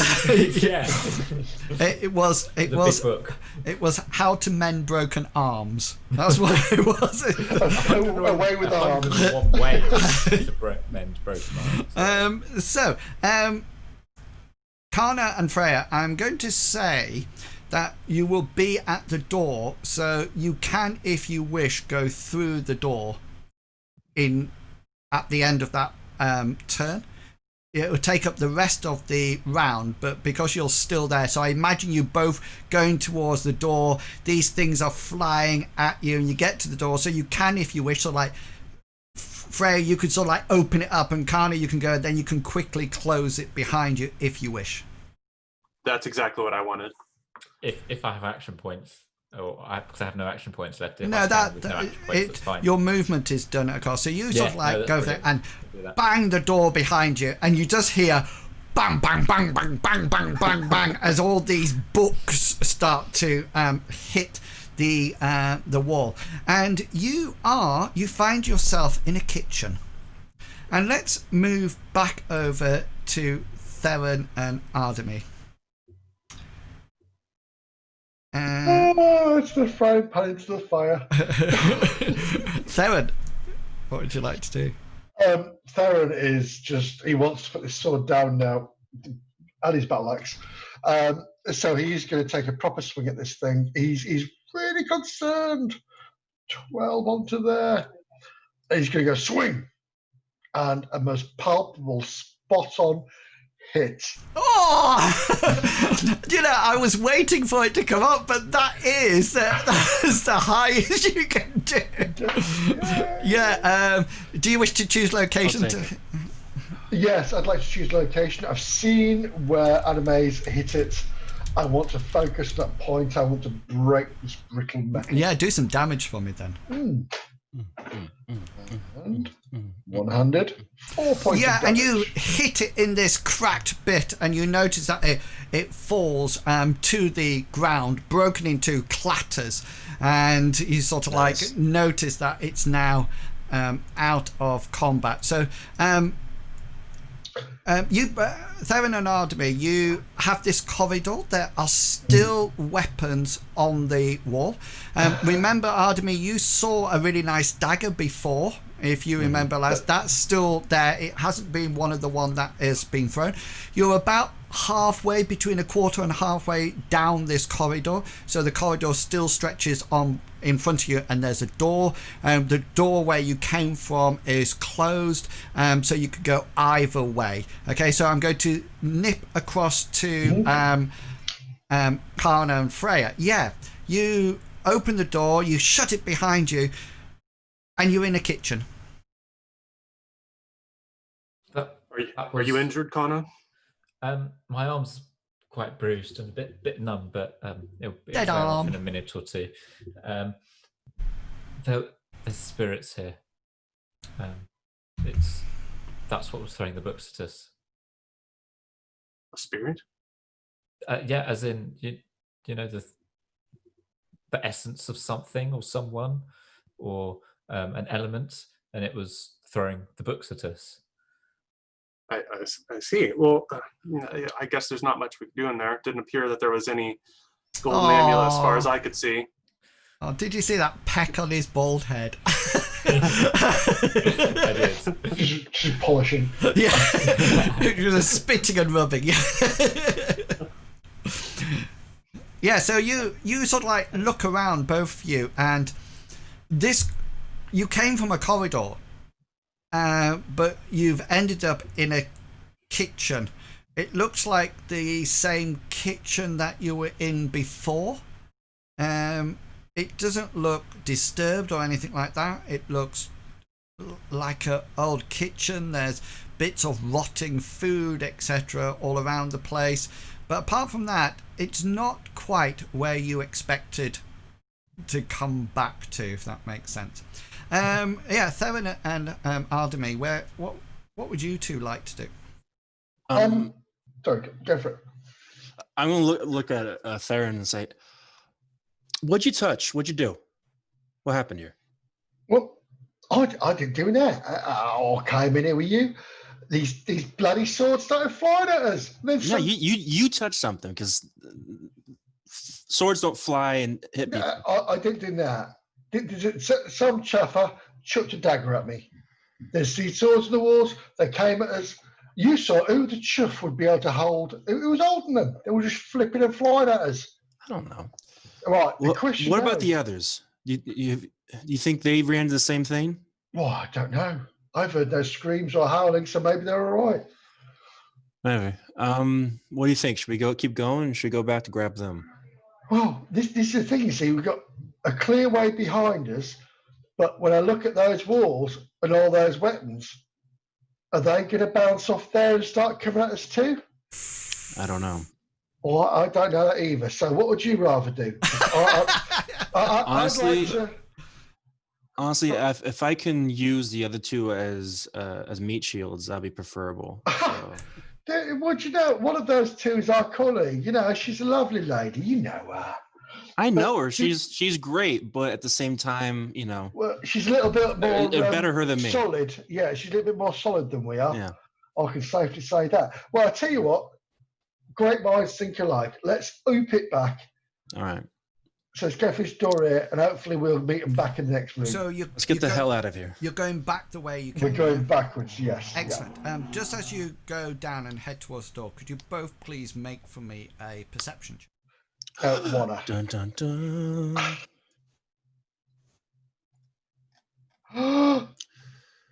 Yes, a 21 out of 27, formidable. Yeah, Theren, you notice something. You were aware of the dagger that Adimi saw beforehand, but there seems to be a very strange dagger on your side as you sort of like make your way back towards the door. It looks strange in the sense that the handle doesn't look in proportion to the rest of it. It looks bigger, and there's almost like an exaggerated hilt, you know, this side, and you notice that it's almost like it has notches in it. It doesn't look fantastic. It looks quite boring, but it's just as you walk past, you sort of like saw it. And it's just there's two little sticks coming out of the wall, or prongs, and it's just resting on the top of it. Yeah. And it's that sort of unique in the sense of I've gone, what the blazes is that? So, Theren will go, Adimi, you're good with these little things here. Just have a look at this dagger here on the wall. Does that seem a little odd to you? Do you want to bring it with us? We have a look later. Yeah, I'm looking. It's kind of, you know, the handle's huge. Yeah. Blade's not too big. I don't know. Why do you care? You're not a dagger. It just seems a little bit odd. I want to things pique me, but yeah. Hold on 1 second. I want to see if there's something I have on this. No. I put your spells on, by the way. Nice. If you go to up at on the top, if you go to magic, you can see kill all inanimate objects. Yeah. This says no, I don't really have anything with that. Stupidify bards. That's a new spell. That's a natural thing. Yeah. I have nothing that's gonna pertain to this. Roll your combat style for me. Me? Yeah. No. As you just because you're quite used to throwing daggers, you know, using daggers a lot. Yeah, it's quite easy for you to see it. You're not too sure what it would be used for because the hilt is far too heavy for throwing it, and the blade looks all notched, and it doesn't seem. It quite frankly, you think it'll probably break in the first usage of it, so it does look, especially to you, because your combat style involves daggers. Mm-hmm. Yeah, it's not got a dagger I use. The weight's all off. Seems kind of stupid and pointless. Might as well just throw it away. Don't touch it. Well, but why would it be hung up on the wall like this? I'll tell you what. I'll bring it. I'll take it. We'll bring it with us. Let the other two have a look at it, because right. the new lady who came along. She's a little bit. We've seen this place. We saw the person who owns this place. He's kind of weird and gross. So I don't know. Yeah, I don't know why things are the way they're here. I don't know. So I'm not here to compliment on interior design. So Theren, you're taking the dagger yet? Yeah, I will scoop it up. Just out of interest, do you wear gloves of any description? No, I don't wear. Okay. I've got my tidy attire. Yeah. But no gloves. No. Okay, so you reach out. I've got my torch in my hand. Yeah, as I'm trying to handle. Yeah, candle. So roll for me a willpower check. Certainly, Mr. Bond. Oh, for a point of luck now. I'm just going to put something on your token. It's mainly for me. So strange. Yeah, I know that it's in place before. It is a skull and crossbones, just if you're wood. And are you two going through the door? Because we can go through the door, then we can have a quick break. Yep. Yeah. You happy with that? Yep. Yeah. So you're going back the way you came, aren't you? Yes. Yeah. So you open the door, and you open it into a quite gothic, a quite disturbing chamber, because right round it and piled quite high are shelves and piles of bones. And what makes it even more spooky is that just by looking at them, there's a lot of what appears to be human skulls in there. This wasn't where you came from. I was about to say. There is a door on the opposite side, but there is no pathway through the bones. Is there a door still behind us? I assume that the door's open, that you haven't stepped into the room yet. That's okay. Okay, and we'll leave it there, and then we're going to have a quick 10-minute break, everyone. We're going to go off and make a drink, stretch our legs. So it's we'll be back about about 10 to 5 to the hour. One cigar's time. Yeah. Happiness is a cigar called Cigar. That's what I'll be having. Brilliant. So we will see you in 10. Go and stretch your legs, have a drink, and we will be back soon. You can go, but be back soon.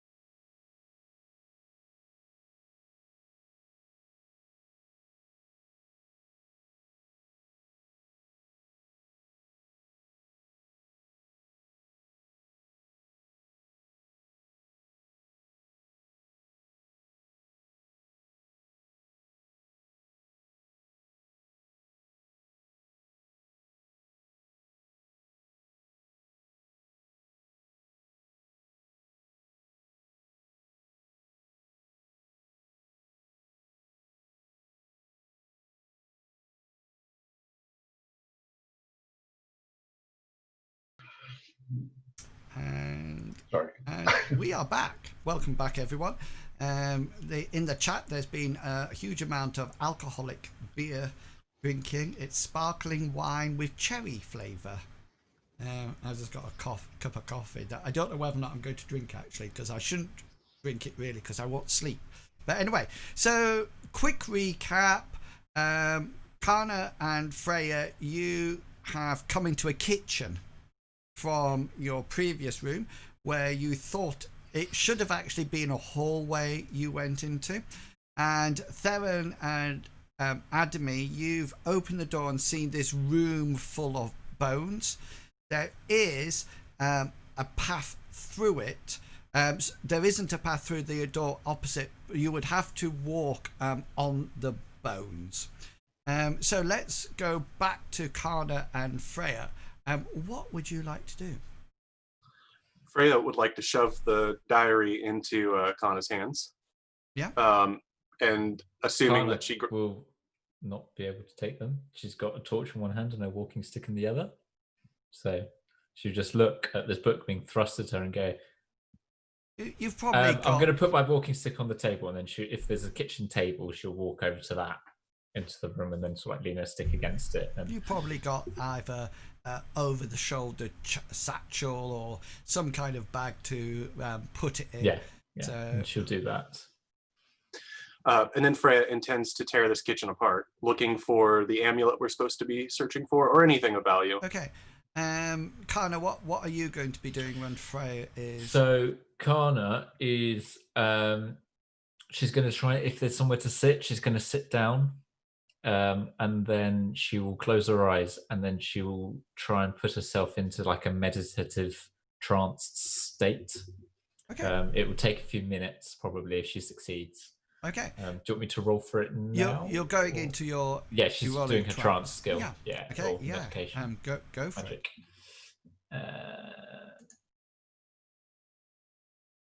Nope, she's failed. it.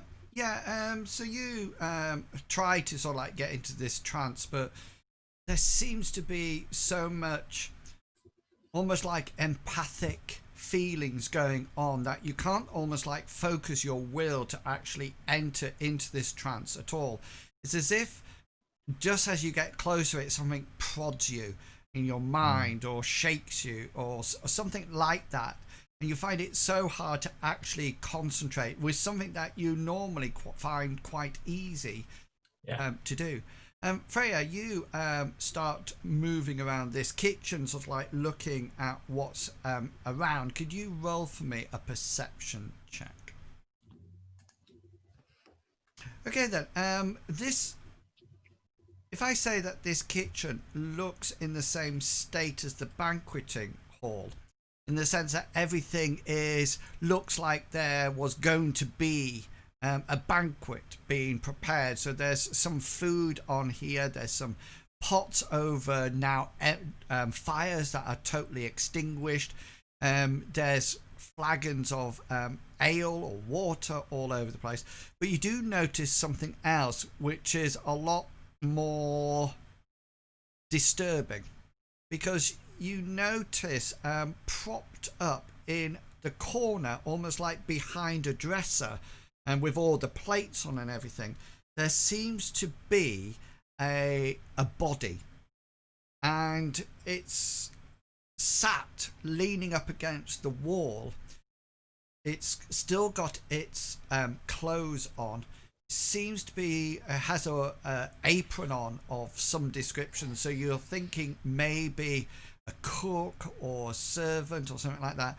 But there's one thing that is really concerning you about this body. There seems to be no physical damage to it. There's no wounds, there's no slashes, there's no blood or anything, but the whole body appears to have had its life and its moisture removed from it. It's like a desiccated body. The skin is stretched tight on that probably look like a scream. The eyes are sort of like dried up and almost like hollow as they gaze out to you. and you can see any bit of the flesh that you can see is dried, almost like leathery, and completely shriveled. It's probably not that a nicer thing to see, but I think the word desiccated, dried up, is probably the best term for it. What would you like to do? Well, since it's probably a cook or servant of some sort, they probably don't have a golden amulet hanging around their neck. You can go close and have a look. It might be tucked behind the apron. Freya's going to give it a try, but she doesn't want to touch the corpse. She's going to draw her dagger and use that to move any hair or whatnot. Then, roll a willpower check, but it could be easy because you're not actually touching it. But if there's any passions that you want to augment it with, then do so. I don't think my hatred of bandits applies here. No, I don't think I have anything else to add to that. So we're just going to go with willpower. Yeah, you reach out and you sort of like move a bit of the hair, and as you move it, the head goes like that and sort of like rocks towards you. You quickly almost like remove the dagger and think, no, I ain't going there. I'm not going down that pathway. Yeah, so servants obviously wouldn't have the value that we're looking for. I'm going to mumble to myself. Now that I'm probably pretty satisfied that I've searched this kitchen and there's nothing of value in here. Yeah, there is another door out, by the way. So you finish that, and Kana's done her trance-like state. So we'll nip back to Theren and Adimi. And yeah, what would you two like to do? You're stood in this doorway. You can see this room full of bones you've never ever seen. It's more than a village worth of bones, probably. There is a door at the other end, but if you wish to cross over the room, you are going to have to walk over the bones. Did we get turned around? Well, I don't know. This is not the way we came. No. Clearly. Weird. It's like the first time we came into the corridor and we went back and we ended up in the same room where we came from. It wasn't like a little alchemy area. This is not where we came from.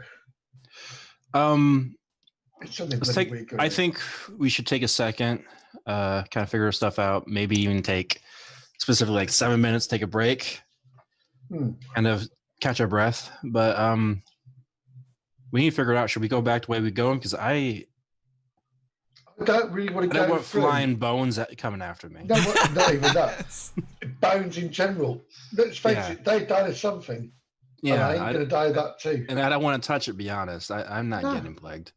No, as you can see with my by my icon, I'm socially distancing. Yeah, I want to have a look at the bones. Any clothing or anything, or is it just literally bones? And they look old as well. They're not sort of like prestige. Definitely been here for a while. Yeah. Okay. I personally, Adimi, would like to take one step backwards, bring this door with me, and maybe go the other way. Or maybe close it, wait and then reopen it? And open it again, see what's there. I agree. I don't want to take a chance on this mound. I don't want to get lost in bones. Take a chance. Right. Oh.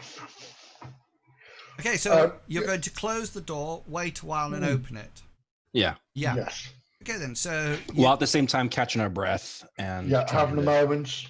Yeah, that's fine. So you close the door, you wait a few minutes, and you open it again, to reveal the room of bones. Oh, mother! I don't believe I really want to go this way. I do not believe it. You don't believe it. Great.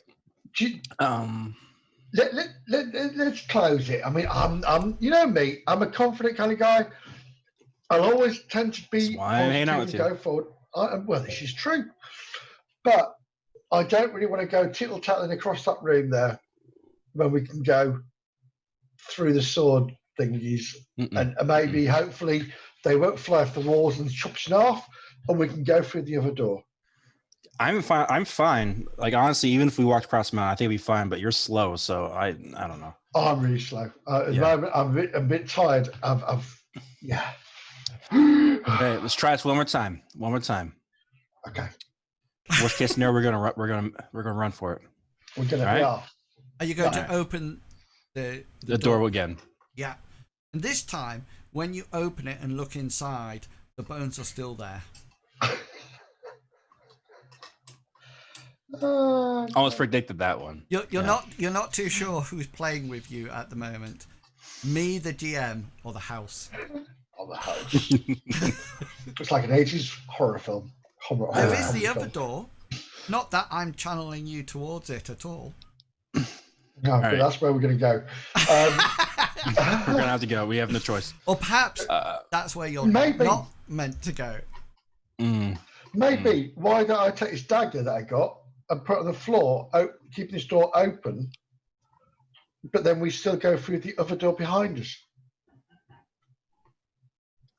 You know what? I don't care about it. So yeah, do that. Okay. I don't care about the dagger. So tell me what you're planning on doing, Theren. Well, actually, rather than not the dagger, I'm going to put down one of my juggling clubs. Oh, I thought you said you're jugular then. Yeah, my juggler. Finish closing it. Keep closing it. Game over, man. I'm going to put my juggling club and I'm going to wedge it in the door so it can't close. Got you. Yeah, so in between, they're almost like sticking in and out so the door can't sort of like go back because it's resting on it. That's right, yeah. And he's a little bit freaked out by this, but his theory is it can't change if it's not closed. So we're then going to go to, we're going to make our way down to the other door, past the swords that are remaining on the wall, and hopefully get through that door. Okay, then. Okay, sir, please, sir. As you go down this corridor, are you just walking normally? Do you want to stealth down it? I would love to stealth down it if I can. I mean, I probably would like stealth myself. I'm a stealthy kind of lady. You are now, because I think last week your stealth was something like 24. Now I just imagined that I had a good amount of sleep, and all of a sudden I just got a big jolt of energy. Also, I'm just better at things. Crazy. Cool. Yeah. Roll both your stealths then as you make your way down. I'm gonna be stealthy, maybe. Oh, look at you go! You're awesome. I feel like nice. Yeah, you're so Adimi is sort of like going down, almost like doing that sideways crab, while making sure that her feet sort of like go heel down and sort of like rock over the foot, making no sound at all. And Theren is just sort of like moving. But I'm walking down, but I don't realise my axe is scraping on the wall. Adimi faces there and just. So you sort of like creep down and you notice none of the daggers or weapons fly off at you, and you reach the door in front of you. Okay, Adimi. Do you want to open it and I'll prepare myself ready? I've got my torch. I've got my axe. All right. Ready? 1, 2, 3. I open the door. Go. So you find yourself looking at quite a morbid sight. The room is actually full of bones. Oh, shut the front door. They're piled up on either side, and you can see a door far to one side. Is it slightly wedged open? No. Oh, no. But there seems to be no path across from your door to that door without actually walking across the bones. We're gonna have to do this, aren't we? And when right. Just one more thing before I go back to Kana and Freia. You look round to see whether or not the other door is still wedged open, but as you look down the corridor, the door is shut, and Theren, there's no sign of your jugular thing. It's not propped open at all. And No! yeah, let's pass back to Kana and Freya. What would you like to do? Freya would approach Kana after her dead body discovery and might try and nudge Kana to ask. I'll open an eye. There's Just a one eye. dead servant over there, I think. There's a what? Yeah, we've just been in this body with a dead room, or dead body in this Yeah, room. that's right. We've just been in this body with a dead room. It was very scary. The house is dead. I thought perhaps you could try rolling those bones to see the fortune of this dead servant. Well, I can try. And she'll get her knuckle bones out and to like clear a bit of space onto the table and roll them. Do you actually have a skill in it? No. No. Cool. Pure roleplay. Yeah. Well, let's maybe roll a insight. percentile dice. I'll just do a straight percentile dice. Yeah, that's fine. Just do one of those. I got a 70. Yeah, you sort of like scattered them, and you've never seen this layout of bones and runes before. It's something that you roll them, and there's probably about seven to 10 of these runes, and you roll them, and for the first time ever, all of them come up with the exact same rune at the top. And you do notice that one of them, as it flipped, it seemed to go to roll over and then come back on itself. So all your 7 runes have all come up, runestones have all come up with the same symbol. She'll take a shot and take a breath and go,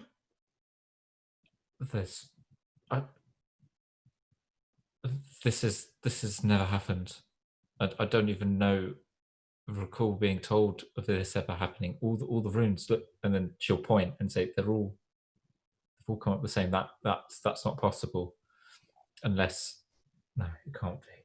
And then that one. Did you see the one that looked like it was about to land and then flip round to the same one as the others? That looked like all of them.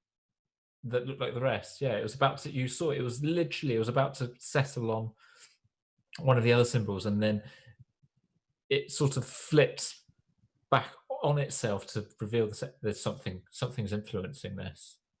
I don't know what.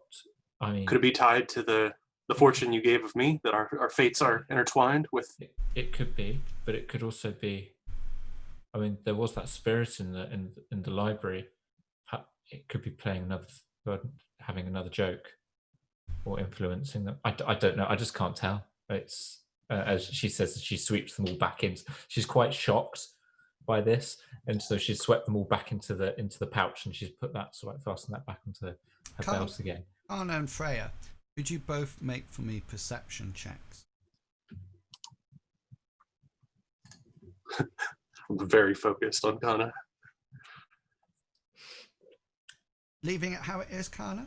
Kana's only got 1 luck point. All right. Kana's not using it; she has to. Right. Okay. So there's 2 things that you notice. It's an easy check. 2 things that you notice, Freya.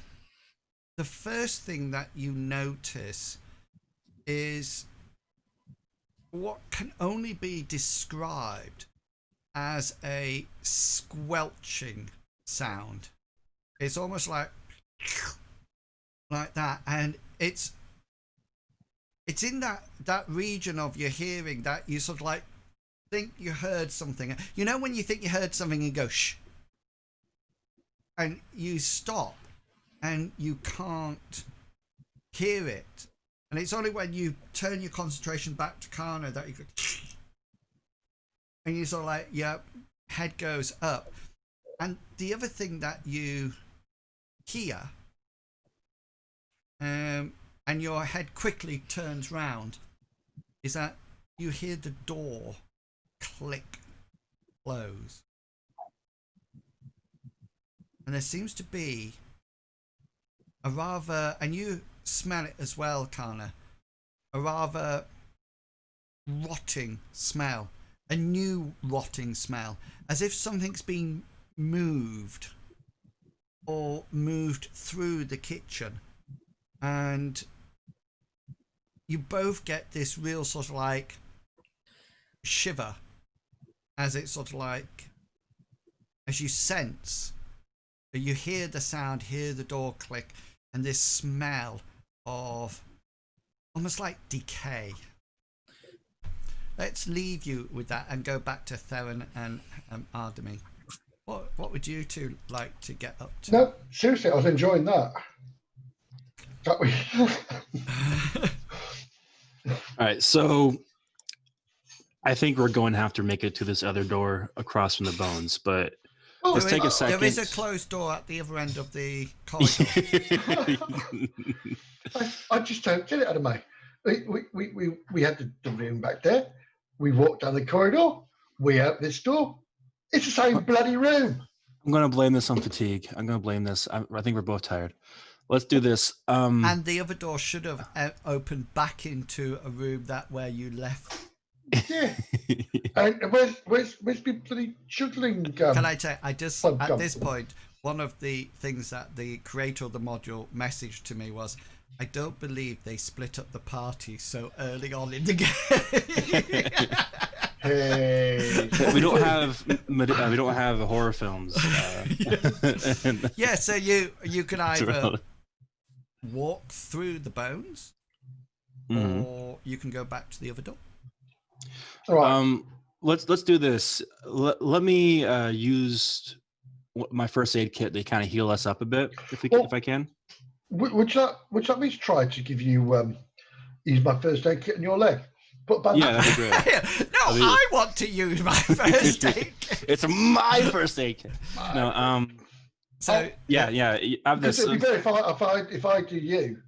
That sounds really a bit saucy, doesn't it? But you know me, Adimi. I don't mean that way. I will put my first aid. I will put a bandage on your leg if you may let me. All right, just be careful, and just my leg. Oh yes. And roll a 1d3. Mm. I have to do some chat, don't I? So refresh my memory. /roll space 1d3. 1d3. Rule 1d3. Oh, that's what you needed, wasn't it? So you get 1 point of damage placed back as the bandage goes on, and so it's how many hit points did you lose on it? Just one. So the bandage is really really well done. Blaster. Nice. Would you like me to do yours? Am I fine? When you hit once?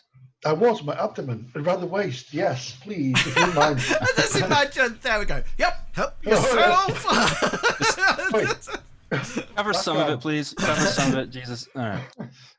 It's down here. Look. As he peels up a roll of. Yeah, well, your first aid skill, Adimi. There you are. Da-da-da-da.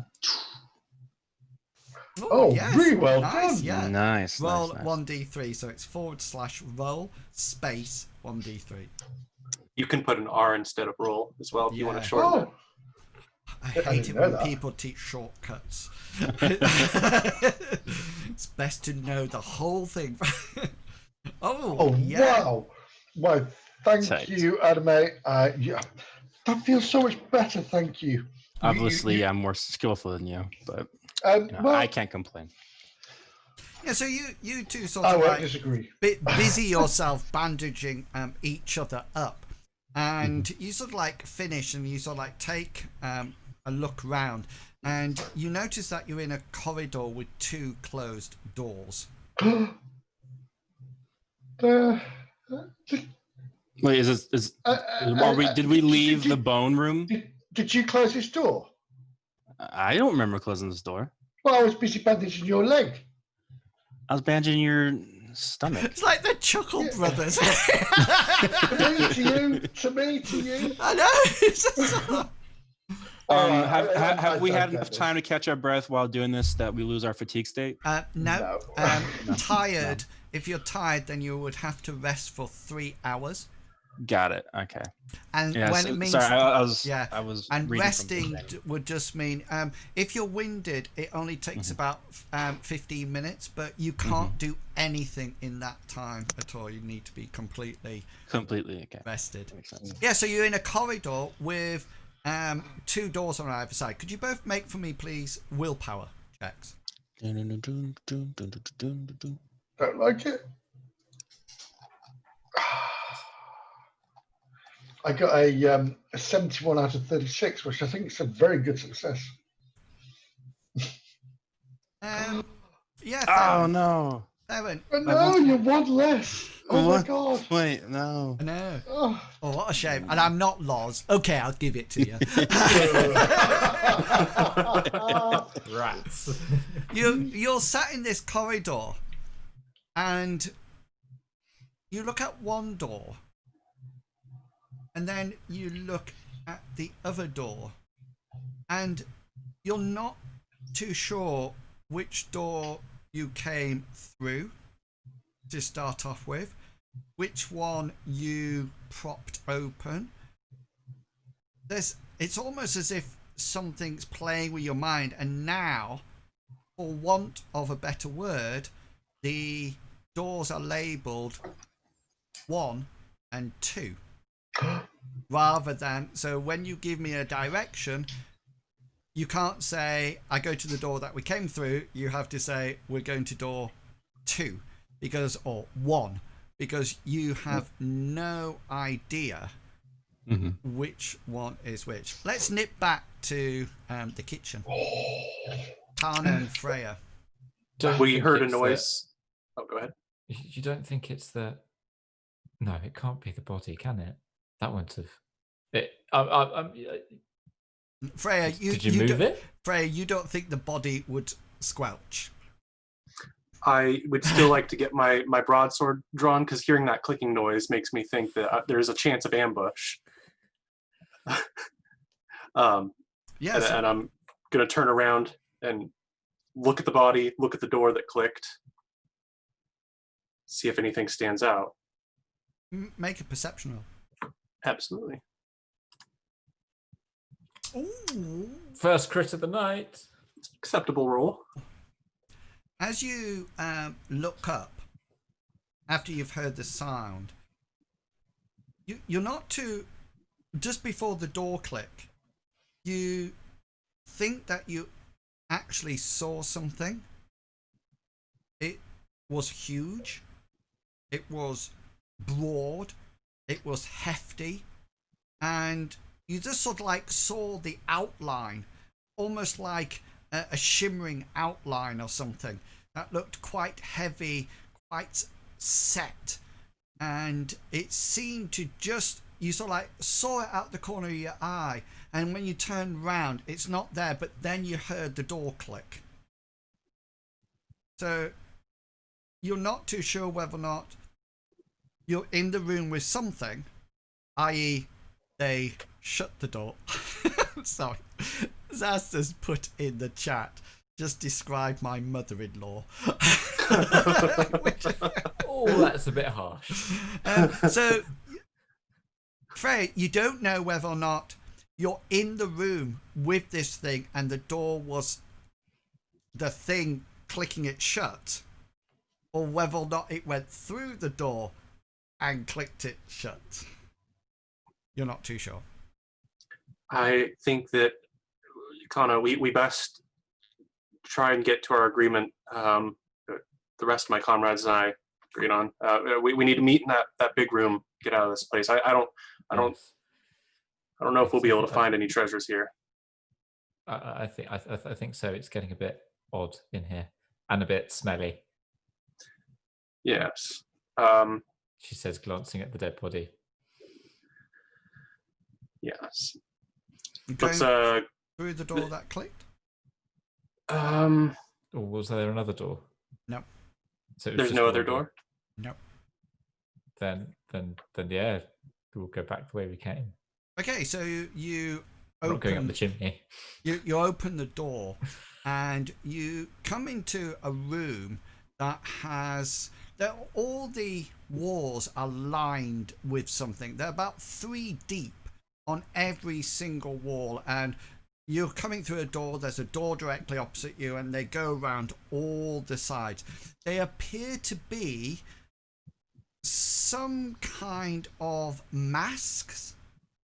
They seem to be hooked onto the wall, and looking round, you instantly recognize them as animal masks.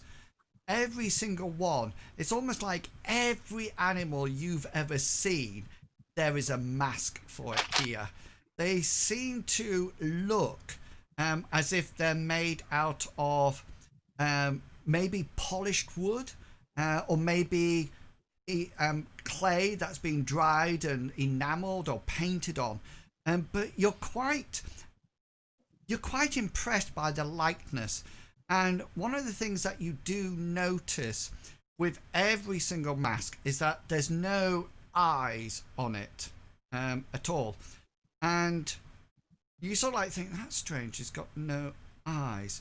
But you get this feeling that every single mask with their empty sockets are actually somehow watching you as you stand in the doorway looking into it. It definitely looks like every single one of them is staring through socketless eyes back at you. Yeah, Theren and Adimi, what would you like to do? Huh. All right. That's them. So we don't know which direction we're going. Should we just take a chance and choose? And we're not Quinn Abba. Do you know what I mean? Yeah. You know me. You've known me for a while now. Yeah. I think we pick a door and we run like blooming heck through it, and we just keep running until keep we going get to the end. Yeah. All right. Door number 2. Okay, going to door number 2. Yeah. Let's go. Yeah, let's go door number 2. You sure? You choose. Yeah, let's do Do it. we Let's change go your for it. mind? No. No, Final we're answer. going. Oh, hang on. I'm committing. I'm committing. I'm going to phone a friend. Hang on one sec. Hello, Freya. Definitely 2. Definitely 2. I do have the 2 rooms here.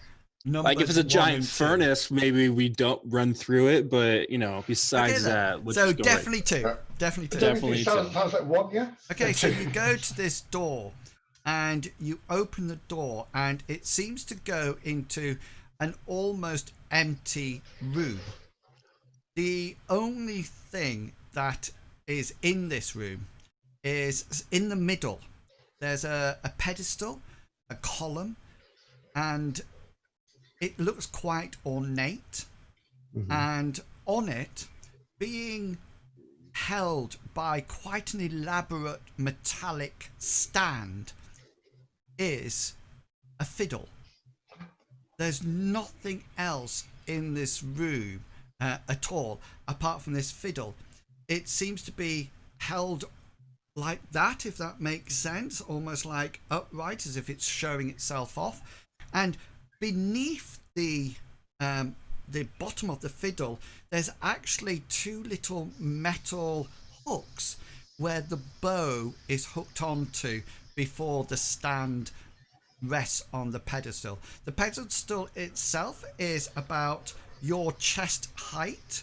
So sorry, that's where the violin is, at your chest height, so you can estimate. And the bow's literally at groin height. Yeah, probably just probably stomach height or something like that. So you don't need to reach up to get it. You can just go along. And Theren, do we have a bag of sand? Yeah, Theren, you're quite excited about this. Oh, not half. Because this is a fabled fiddle of Cyril. Yeah. Cyril, yeah. And it's there in front of me. in front of you. Hopefully. Do you wish to go into the room, either of you? Anyway, I know we said we're going to run through, but yeah, we're you see that? gonna go into the room. At But you least. see that over there? Yeah. That is the most beautiful instrument I've ever seen. Hold on. It's Just fabled. like me with the dagger back there. Like, should we take a second? Yeah, It just seems a little too on the nose, doesn't it? This guy sold his soul apparently to be able to play this instrument in such a most fabulous way. So this instrument is imbued with amazing skill and Please help me. yeah, it might have his soul inside. I just heard a voice. Did you hear anything? I think so. Was that Theren, you? Or no? you did hear it. Adimi, you didn't hear it. Okay. No, I did not. Well, I've been waiting for you. what you blacked off there at the end? Oh, was it intentional? I mean, yeah. Well, let's just have a scoot. Let's have a look and see what we can see. Be careful. It could be booby trapped or whatever. Just slow down. Slow down. I know it's. I will. I'm pretty. I'm excited. It's a beautiful instrument. I think this is a wonderful conversation. This is the rogue telling the bard. Don't take it. I want it. Slow down. It's a lovely piece of kit. Slow down. You know, I love my fiddle, but that would be lovely next to it. It really would. Right. Okay. So we're gonna enter the room, right? We're gonna go back. Of course, we're gonna play enter the room. We're gonna go in there. Let's go for it. Come on. Okay, you sort of like step into the room. Are you going up to the fiddle, Theren? I want to survey. I want to have a good look at the floor in front of me. I want to see if any stones that have been like misshaped. I want to have a look. You want to see whether or not there's any traps. That's what you're. Yeah, I do. Yeah. Would that be a perception check, correct? A perception check, if you wish. Yeah, I will. Come out the wall. You can both roll perceptions. All right. Theren is eagle-eyed. Not quite a crit. Fiddle. But Adimi is less. You can't see anything. It just looks like the floor is the normal flagstones that you've seen throughout the house. But you know, even when you were looking down, you're not too sure, Theren, but you caught something sort of like glinted, and you looked up. Roll a willpower check for me, please. Both or just him? No, just Theren. Oh, I majorly failed that. Is it really shiny? Yeah, and just as you're sort of like checking the floor, Adimi, you sort of like look up, and Theron's there, holding the violin. What did I just say? I said slow down. You don't know what's attached to that thing. It could be on like weights, and I don't know. Just slow down. My dear, I'm attached to it now. It's lovely. It probably is this like a 100-year-old loot? It like feels what so this? good, Theren. It feels lovely. I don't care how old it is. It's well worn. It's lovely. It's aged well. It's more than I can say about my dear mother. Fine. Go ahead and play. I just want to have a quick go, just a little bit. I'll get the bow. Look at me getting the bow there. While he's freaking out, can I be looking around to see if there's like another door or anything? Yes, there is another door out of this. Theren, give me a musician check. I was going to tune it first, but I'll give you a musician check. You can tune it first if you want. Oh, I'm taking that roll. Okay, roll. That's also my music. No, that's a fail, sadly. Are you tuning it? Well, I've already rolled that, so no. I was going to tune it first, but it's fine. Don't worry. So you start playing, and you both hear this very haunting lullaby music come out from it. It's sort of like it's a bit like. Can you play something better? Jesus, it's terrible. But just listen to the tone. It's lovely. It sings to you. Makes me want to fall asleep. Oh, well, this isn't the sort of instrument you play a jig on, is it? Also, you should we stop, like not be trying to figure out how to get out? you stop playing the instrument, Theren, and you can just hear in your head.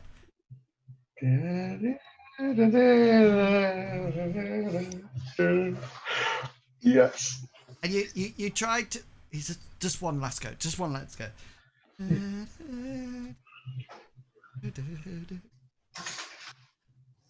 Oh, it makes you feel so calm. It doesn't take away your fatigue, though. God damn you. So don't even try it. Yeah. Let's nip back to Kana and Freya. You're in the room of masks. What would you like to do? Is there another doorway on the other side? Yes, there is. I did say he's a collector, so I guess that's true. I mean, they're very good, but it's not what we're looking for. We just need to carry on, I think. Stay close to me. I don't trust this place. We won't speak until we make it to the door. Agreed. Okay then. So you quietly walk across the room, and you really get this feeling that there's almost like a whole load of eyes actually staring at you. Both of you make willpower checks for me, please.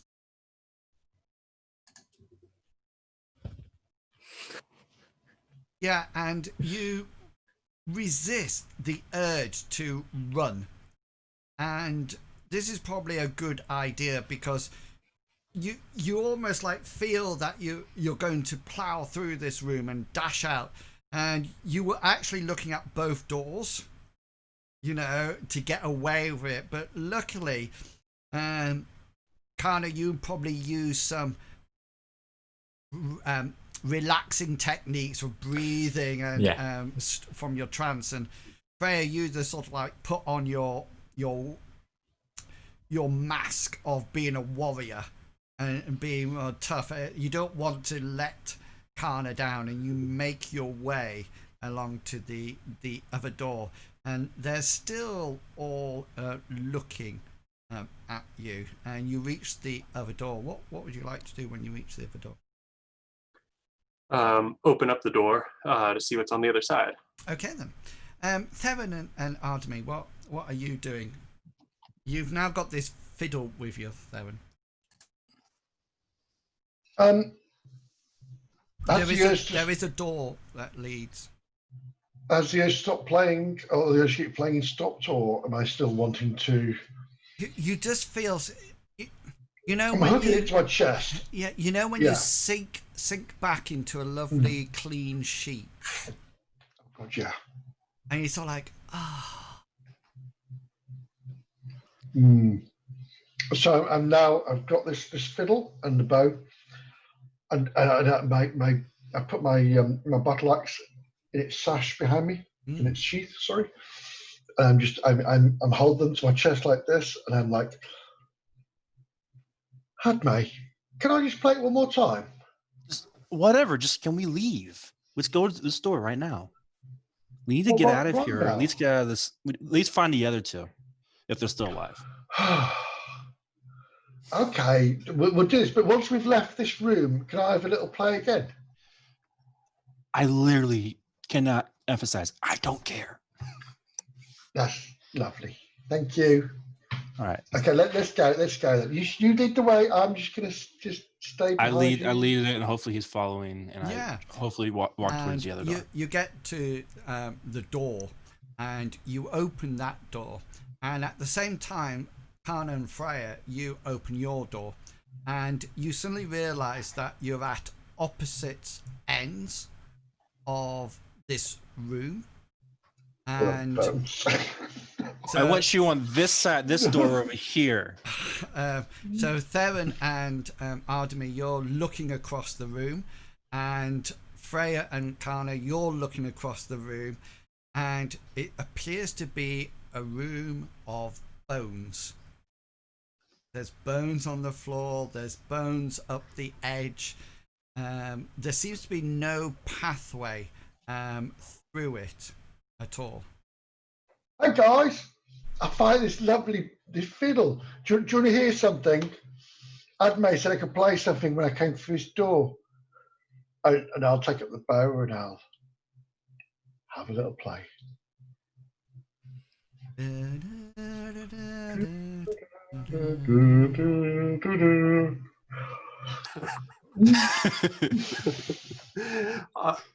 Freya will just call out and greeting her comrades, and then getting cut off with this song. So you guys are good. We're still alive somehow, even though this idiot keeps freaking playing the damn fiddle. It's a lovely fiddle. What have you guys found?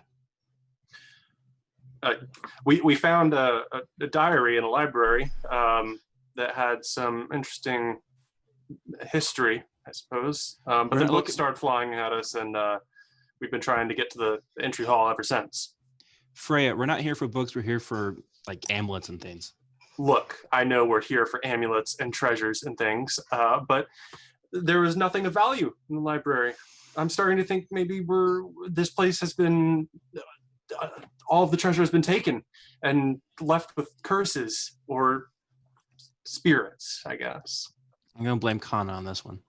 Well, I don't think we should blame Kana, and she's the one who can actually see spirits, apparently. Mm-hmm. All right. Well, Adimi and Theren, could you make perception rolls? Yeah.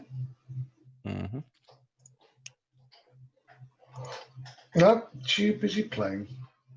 And Adimi is too busy listening.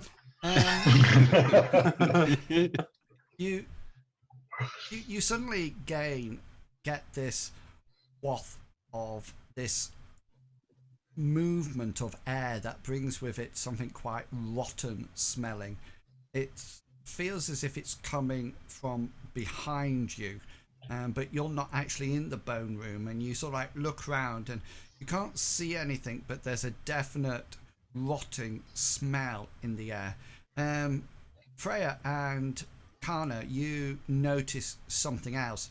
You're sort of like looking around the room, and you suddenly see over to one side the start of a set of stairs, and it definitely was not there before. And Theren and Adimi, you never saw it in the bone room at all. And this appears to be a set of stairs. They seem to go down from what you can tell. Adme, was that you? No, that wasn't. Maybe it was you. God. All right. We know it's the stairs. Did you guys unlock that? What's that? Yeah, you sort of like turn back round, and then you see it as well. There was definitely this sense of something in the room with you, Theren and Adimi. In the corridor behind us. Yeah, in the musician room. Yeah. I'm gonna try to get away from that room just in case anything's coming from behind or something. So we're gonna get further into the skeleton room. Okay then. You sort of like, is it Theren? Are you doing this as well? Yeah, well, I will stick with Adimi anyway, no matter what. So, even play my lovely instruments, because she would love my music. So both of you sort of like step into the room, and you step on the bones, and you hear, and these bones snap underneath, and it's that awful sound of just literally bones snapping and breaking, and you're responsible for this. And you notice that your foot goes down and sort of like caves in the top of a skull, and your boot goes right the way through, and you lift your boot up, and there's just sort of like a skull, almost like it looks as if it's attached to it. Both of you make willpower checks for me, please. Yep, that was definitely a rib cage. Yeah, you're fine, Theren. Oh! Nice cherry pop there. Right, can I just say that neither of you flee in terror in opposite directions? Talk about spoiling my fun with dice roll. Yeah, I cool. just thought I had a really good opportunity to split the party Again. 3 ways. But unfortunately, it does not happen. Once you step into the room and you start moving, you're sort of like crunching, and Freya and Kana, you can hear this sound. And there's, at one point you look down and shake off a rib cage from your feet, you two, and you sort of like everybody's attention is down on there. Then you look back up again, and then the door that you came through, Theren and Adimi, is now shut. Okay. That's good. I signal over for Freya and Kana to meet us at the stairs. Okay, Do they agree? So Theren and Adimi, you're making your way to the stairs. Freya and Kana, what would you like to do? Kana's gonna pause for a second, and she wants to cast Witch Sight into this room to see what she can see because it's that she's just felt all this weird stuff. This is a bit like this is a bit like your druid that kept casting produced flame. You're just determined to get. I will hit a barn door with a fireball one day. Oh no, wrong thing. It's all right. I know what Witch Size does by now. It's all right. I clicked the wrong thing. I'm used to clicking other things. Yeah, luck point. Re-roll it. I can't reverse it, so. Reverse it. Yeah. Don't forget to drop. Can I just say? It's 15 minutes before finishing. I know. Nice. Look point used. Luck point used. No more luck. We are going to 10:30 today, aren't we? I thought we were finishing the adventure. So you cast Witch Sight. Although these bones look horrific, there's literally no magical power, no aura in them. They literally are just, I was going to say dead bones, but I think that you can't have dead bones, but they are just bones. And they definitely look human. I'm assuming I don't see anything else in like the doorways and those sorts of things, or where the doorway was. No. So she will turn to Freya and go,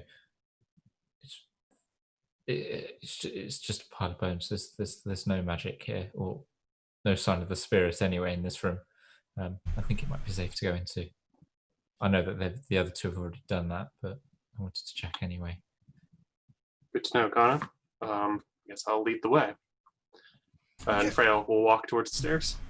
Yeah, so now that you've seen the confidence of Theren and Adimi doing it, you sort of like do walk across the bones, and there's crunches and everything, but you're quite steadfast after the previous room, and you're feeling quite confident, and there's almost this sense that you are almost like rebelling against the house now because it's played with your emotions for a huge amount of time, and you join up together as a party at the top of a set of spiral stairs that actually goes down.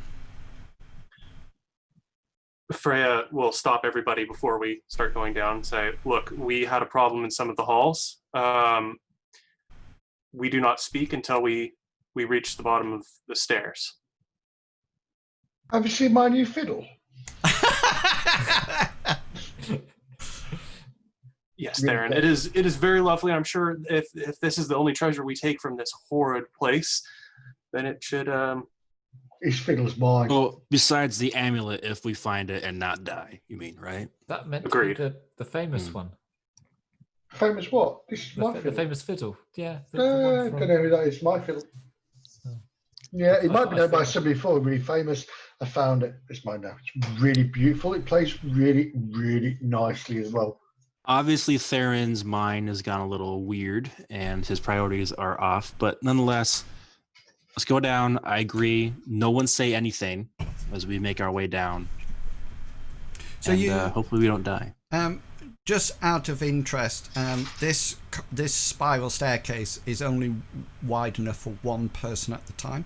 So I will need some kind of marching order. So first, I presume Freya, yeah? Who's going to go next? I'll go next. I've still got the light source, or a light source.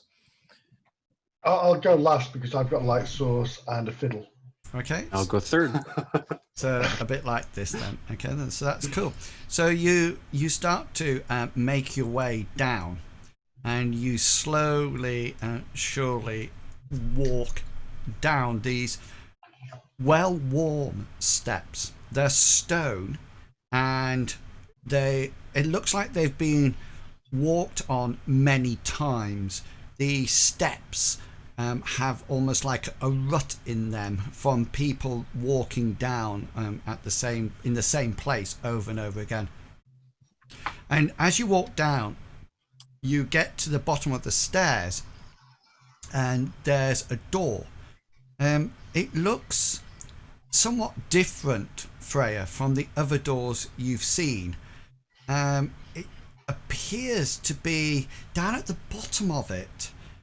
It looks as if it's actually moist, as if it's damp, just across the bottom, and it seems to have like metal banding on it. It just seems to have a normal open or shut mechanism, but it doesn't look like the other doors that you've come across have been house doors. This doesn't look like a house door at all. I'll turn around, looking them in the eyes, my comrades, hopefully, and say, door looks damp. I mean, you best brace yourselves for danger. And then I'm going to turn around and prepare to open it. I can go ahead and open it. Okay. I pull out my slingshot if I can before. Yeah, you can. Everybody can get it. Yeah. You're not. Theren goes. Da, da, da, da, da. Play our position. Try to play some dramatic action music. Just to let you know, it's interesting, Theren, that you sort of like it might be uplifting, and you go to sort of like play da da da da da. Oh, but it goes. Da, da, da, da, da, da, da, da. And that's all. This seems a bit weird. It seems to be that's all the fiddle can play. I know more music than this. That's weird. Yeah, but every time you start to play it, it plays the same tune. And even when you are putting different fingering on the fretboard, the tune still comes out as da, da, da, da, da, da. Freya, you open the door, and in front of you is a corridor that goes for a certain distance, about 20 meters, 15-20 meters ahead of you, and then turns. However, the whole of the corridor is actually writhing. There are big, long, fat, pale pink, wet, slithering worms, larvae, maggot across the whole floor. It looks as if they're just rolling over each other and sort of like bundling themselves together like a mass. And as they're moving around, you see bits of detritus coming up and down under it, and there's this smell of, it smells like the stink of the grave as they all roll over each other. And of course the limited light behind you is even more emphasizing the glistening pale fat skins, and they don't seem to be doing anything but just writhing in some kind of rhythmic almost like dance, and you can see there the length of the corridor, and it goes round the other side. And sure as you open the door comes inwards to you. You can see down by your feet there's probably some that were up against the door, making it all damp, and it sort of goes and sort of like you sort of like quickly move your feet out the way as they start to almost like does that thing that maggots do, so they concertina themselves up and tries to, it doesn't look like they're interested in you.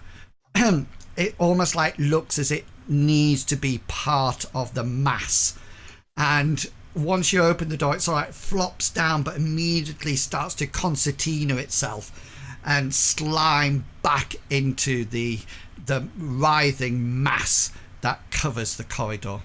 And that seems to be a good point to stop it for this week. And yeah, sleep safely, everybody. yeah. Don't feed the worm. So we will start off next week adventure with you about to go into Fisherman's Alley, or through or across the corridor of worms. Okay. What a macabre point to stop. Yeah. So well done, everyone. Hope you enjoyed that adventure. It's probably have one more session of it. So next week, if everybody's available, we'll have one more session to bring it all together and to see whether or not people find the artifact, the jewelry that they are looking for, and maybe even solve the mystery of this haunted house. Broch, sorry. Yeah, so thank you everybody for coming along. Thank you for everybody in the chat. I hope you enjoyed it. I hope it kept you occupied. Thank you very much for supporting us. We really do appreciate that. If you are interested in any Mythras rules or adventures, then please do remember that I have a monthly podcast. It comes out on the 1st of July. And it's all recorded, and in July's month we're going to be talking about to the creators. They did Agony and Ecstasy, but they're bringing out a new rule set for Mythras called Destined, which is all about superheroes. And we talk about that, but we also talk about character creation and concept and how we actually create them. So it's well worth having a listen to it, and that'll be out on the 1st of July. So yeah, we will leave. Does anybody else have any announcements that they would like to say? Nope. Nope. Brilliant. So do Medivac the Healing Hoover, the longest streaming name in the whole of Twitch. You know what they say about people with long Twitch names. Yes, but we have very short streams. do go and follow him, because I know he does do 7 Days to Die. Married with Zombies and a Slight Chance of Budgies. Yeah. So go give him a follow. Mr. Pickle tends to stream when he feels like it. Longshanks, I haven't seen you stream for ages. Captain Kangaroo, do you stream? No. Okay, but definitely check out the rest. I will be back tomorrow afternoon at 2 o'clock when we'll do some more Battlegrounds or Cyrodiil in ESO as the Mayhem event continues, and then we'll be back next Saturday for ESO and Mythras. So do put a date in your calendar and come back and see us then.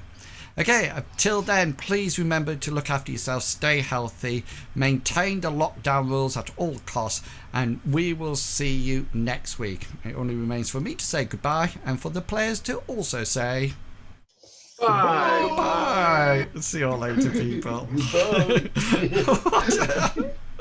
Now I'm laughing. I can't click the right button. This video is sponsored by the Design Mechanism, the makers of Mythras. Mythras is a registered trademark of the Design Mechanism Inc., used with permission. All rights reserved.